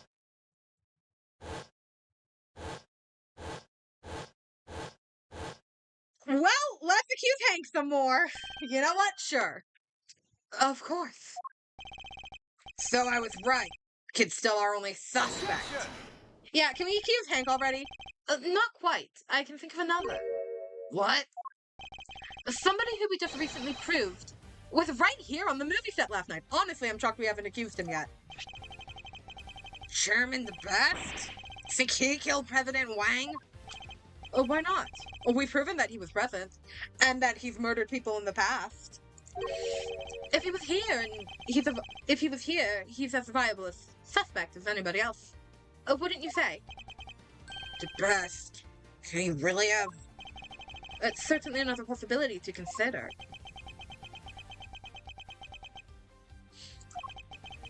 "12 years ago, he was... That number again. Flashbacks abound. Look, a lot happened, okay? This was all 12 years ago or more. My father and the president being friends, our family being the ones who kept him safe. Lang? Like the Lang from 12 years ago? Yep. Good to see you're finally about to pay for your crimes. Even if it did take a while for you to get what was coming to you. Excuse me. Agent Lang, what happened 12 years ago? That's nothing to do with you. I'm gonna set you on fire, Lang. I think it has everything to do with me. It's clearly connected to this Go case. fast. You can't prove that, can you? Go ahead! Show me some proof that what happened 12 years ago has anything to do with this. See, I wish I could tell you, but I don't know what happened 12 years ago. Yeah, no, it's the thing of here's the thing. Hank is an ingenious villain because he is annoying. He's annoying because he's a good villain and he makes you frustrated and you want to defeat him the same way Von Karma does, right? So like in fighting Hank, I'm like, yes, yes, yes, yes, yes. This feels satisfying. This feels good. It's boom, boom, boom. It feels great. It feels great to defeat him because he is such a well-built villain. And like, Lang is just annoying. Lang is just pissing me off. Show me some proof of what happened 12 years. Show me some proof that what happened 12 years ago has anything to do with this. I would if I knew what happened 12 years ago. The problem is Lang is repeatedly like, oh, this case 12 years ago, but I'm not going to tell you what it is. Over and over again. It's just annoying. Proof. If you can't prove it, this conversation's over. Does any of the evidence we've collected show a link between recent events and those 12 years ago? It's the stupid Take fucking that. report. This is a report about Bronco Knight. It was sent to Chairman DeBest by Warden Lungard. This last part in particular should be of interest to you. Retrieve the package, relate to arrests 12 years ago in front of the planner. And that's not all. Take a look at this. This letter was sent to Rosie Ringer, the victim of a murder that happened the night before. The night before last. We don't know who sent it, but it does say this. Good luck getting your revenge for what happened 12 years ago. What? But... Something strange is going on, Agent Lang. Miss Ringer was murdered the night before last, and President Wang not long after. There's a connection between the two murders. There has to be. And I believe we can trace the connection to the events 12 years ago in the past. Am I wrong? These are old wounds you're opening here. Insults to my family name. I'm gonna hurt this man. Please, Agent Lang, we need to know.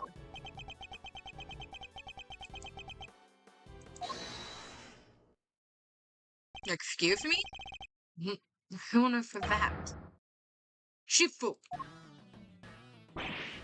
Huh? What are you all doing here? We came to find you, sir. We heard you were looking into the incident from 12 years ago. Idiots! I'm not your boss anymore! Get back to your duties, right now! We can't do that, sir. What? Disobeying a direct order? Please, sir. I'm begging you. We all are. You have to reopen the investigation into the SS5 incident. We know you can't let it go until you've figured out what's happened, and we can't either.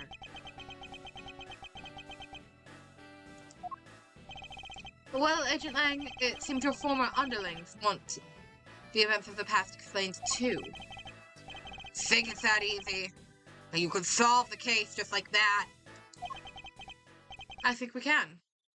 I can do it myself. Huh. Well, alright then. Offer accepted. Yes, Shifu. Shifu, Shifu! Nice! Then I guess it's my turn to step up. I'm sorry, Kay? You're looking into a case from the past, right? I just happen to have something that'll help with that. You mean Mr. Seeks? Sure do. If you can give me the details of the incident, I can muscle up a little simulation for you. Sadly, we don't have the files relating to the case. Huh? How come? Access to those files is restricted. They're top secret. Really? Why? Beats me. Somebody must have something to hide. Probably Hank. Even I've never seen them. Everything I know, I've read newspaper articles from the time. I'm gonna hurt you. I'm gonna hurt you. Somebody hold me back. I'm gonna hurt him. That's fine. Just tell us what you can. All right. Okay. The SF5 incident happened on a winter's day 12 years ago. February 10th, to be precise. Your police received a call directly from the kidnapper. Got the president of Zhangfa. So, he was kidnapped. Yeah, the SF5 is the official designation of the president's kidnapping. The kidnapper wanted $100 million. Yeah, hydrate? Okay. Okay. Where did I put my water bottle after I refilled it?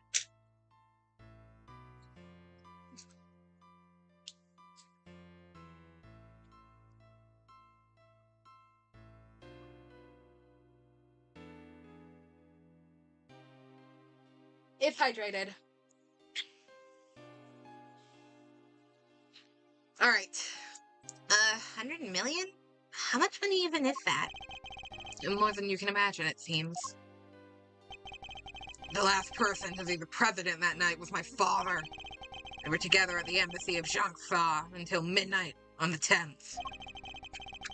Nobody knows what happened with the president after that until he was kidnapped. Our government did everything they could to scrape together the money. They were desperate to save him. And in the end, they succeeded. The money was handed over and the president came home safely. So, President Wang was head honcho even back then? Wow! Go, Mr. President!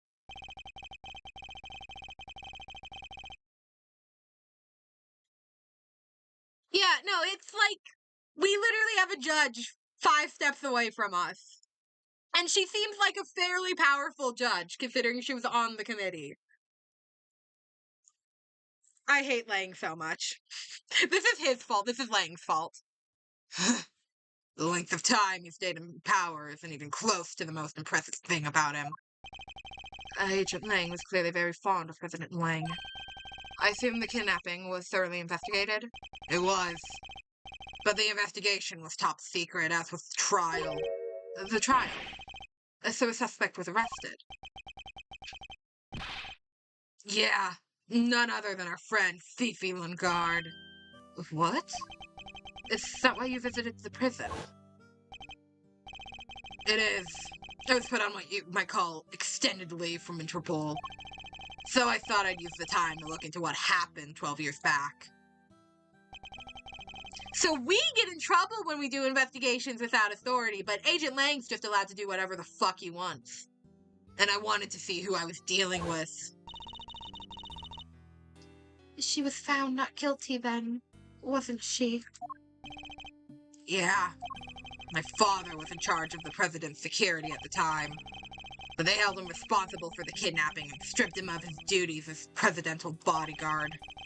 He stayed on the force, though, and he worked the case alone. Till he eventually found a suspect, Lungard. And if he thought she did it, there's no way she was innocent. But they declared her not guilty, and the case went cold. Probably because of Hank. My father couldn't take it. He was broken, mentally and physically. Finally, he quit the force altogether. So he had solid grounds to suspect Warden Lungard. He must have had evidence.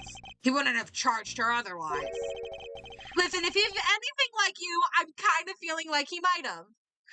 But I've never been able to see the materials from the case. I'm sorry, but that's all I know. What do we do, Mr. Edgeworth? This is useful information, but... I'm calm now. I'm calm. I don't need to be held back. I'm fine. I'm fine now. I'm calm. Who knows for how long, but I'm calm right now. I don't think it's enough for Little Thief to recreate the scene. Is there really nothing we can do? Jesus Christ, who now? You look like you could use a hand. Who's this now? Francisca. Hey, where's Sebastian? Where's Sebastian? I was hoping Sebby was with them, but where is he? Francisca. And Mr. Fender. We finally wrapped things up over at the courthouse, so we thought we'd see what you kids were up to. Here. What's this? It says SS5 incident report? SS5 incident report. Yeah, you know, the reason Lang might have been put on extended leave might have been the fact that he kept trying to make everything werewolf themed and weird. Like, you can only go so far with your wolf theming and you being like the alpha wolf, even though that doesn't actually exist. You can only go so far with that until your bosses are like, this feels a little iffy. Then Fifi Lungard mentioned an incident from 12 years earlier. I couldn't help but wonder.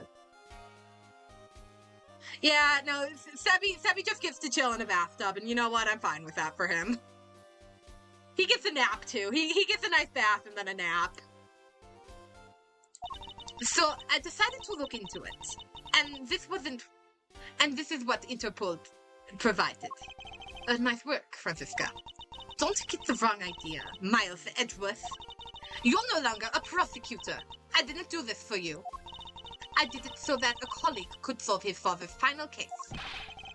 Oh, you sis. Hey, don't steal Edgeworth's sister. You fuck off, Lang. You don't get to call her sis. But everything related to the SS5 incident was supposed to be top secret.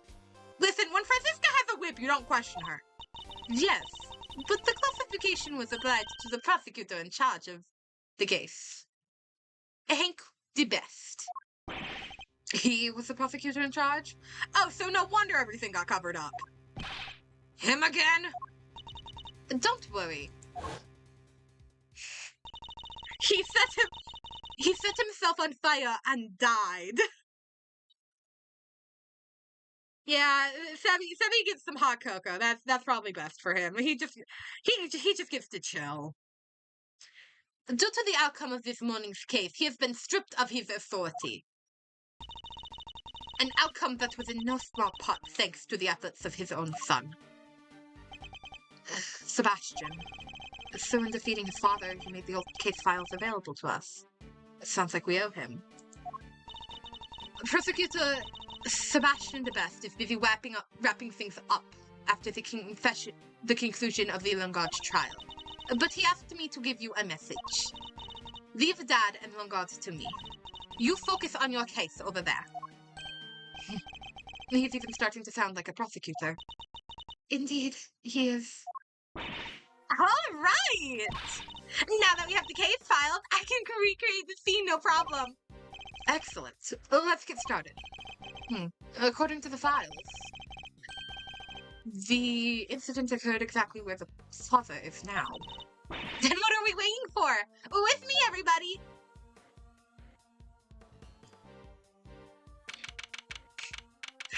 Okay, Lana and Tabby leave. Alright, okay, if you could set Mr. Thief in motion. I do love that Edgeworth calls, Little Thief Mr. Thief. That's adorable. Sure, it looks like there's more than enough here to work with. Where do you want to start? A good question. Let's see. It seems there was an eyewitness. A freelance journalist by the name of Alf Aldown. I fell down. Is that I fell down? That's hilarious.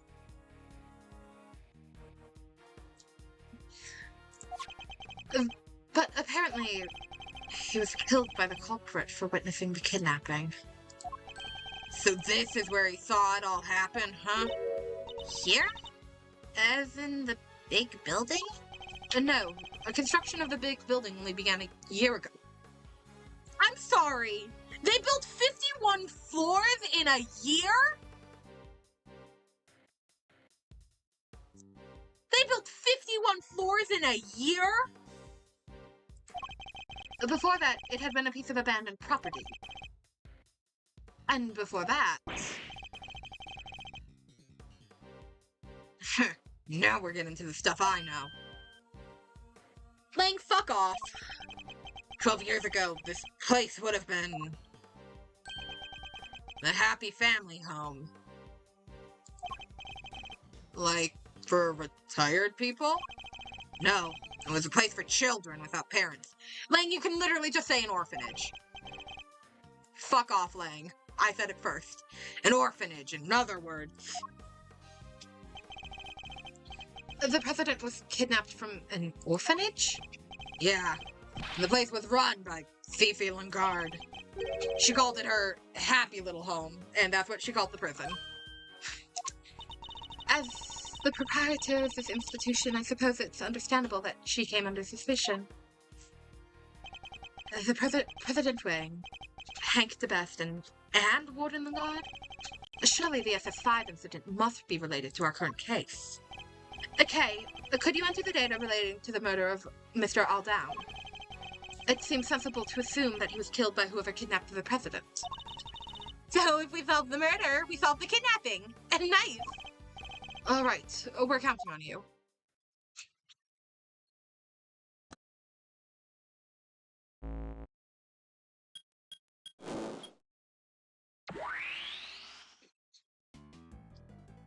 Oh, hi, dead body!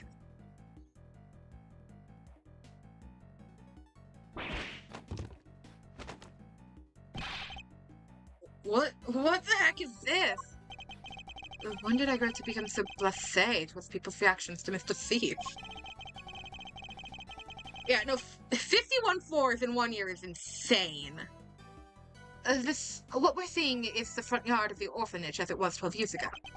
At least as far as the police report describes it. Yeah! And this is how it looks when they started investigating at 7 a.m. the morning after the murder. And it seems it had been snowing. Yeah. From what I heard, the footprints wound up being pretty important evidence. Snow fell in the daytime the previous day. In other words, before the incident occurred.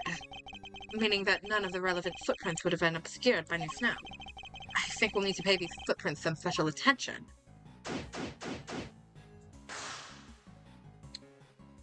Okay. And we will pay the footprints special attention tomorrow. Because it's been 4 hours. And my throat hurts a lot. I can only yell at Lang for so long. It was back-to-back horrid, this case. It was Gumshoe's voice, and then it was Hank's voice, and then it was Lang's voice, and that is just too much on my throat. I am going to go and probably drink more tea and honey. And then tomorrow, we'll do more Ace Attorney. So yeah, no, I'm gonna... And it seems like we'll probably do more Ace Attorney on Wednesday. Not Wednesday, apologies. We'll probably do more Ace Attorney on Thursday as well. Though I'm not 100% if I'm streaming on Thursday. I think I am, though. And then I'm not streaming on Friday or at all this weekend because it's my birthday weekend. It's my birthday this weekend. I'm turning 19. Absolutely insane. I'm gonna be the same age as Francisca. Yeah, so I'm not sure if I'll stream this weekend. I'm probably just gonna chill with my family and stuff. You know, have a chill birthday. And then Monday will be more Ace Attorney, probably. Whether it's more investigations or starting the first game is to be seen. Yeah, no, Sean is terrified of Little Thief, and I don't blame him. That shit's insane. Thank you for the early birthday. Yeah, no, I'm very excited for cake. But yeah, no, I'm gonna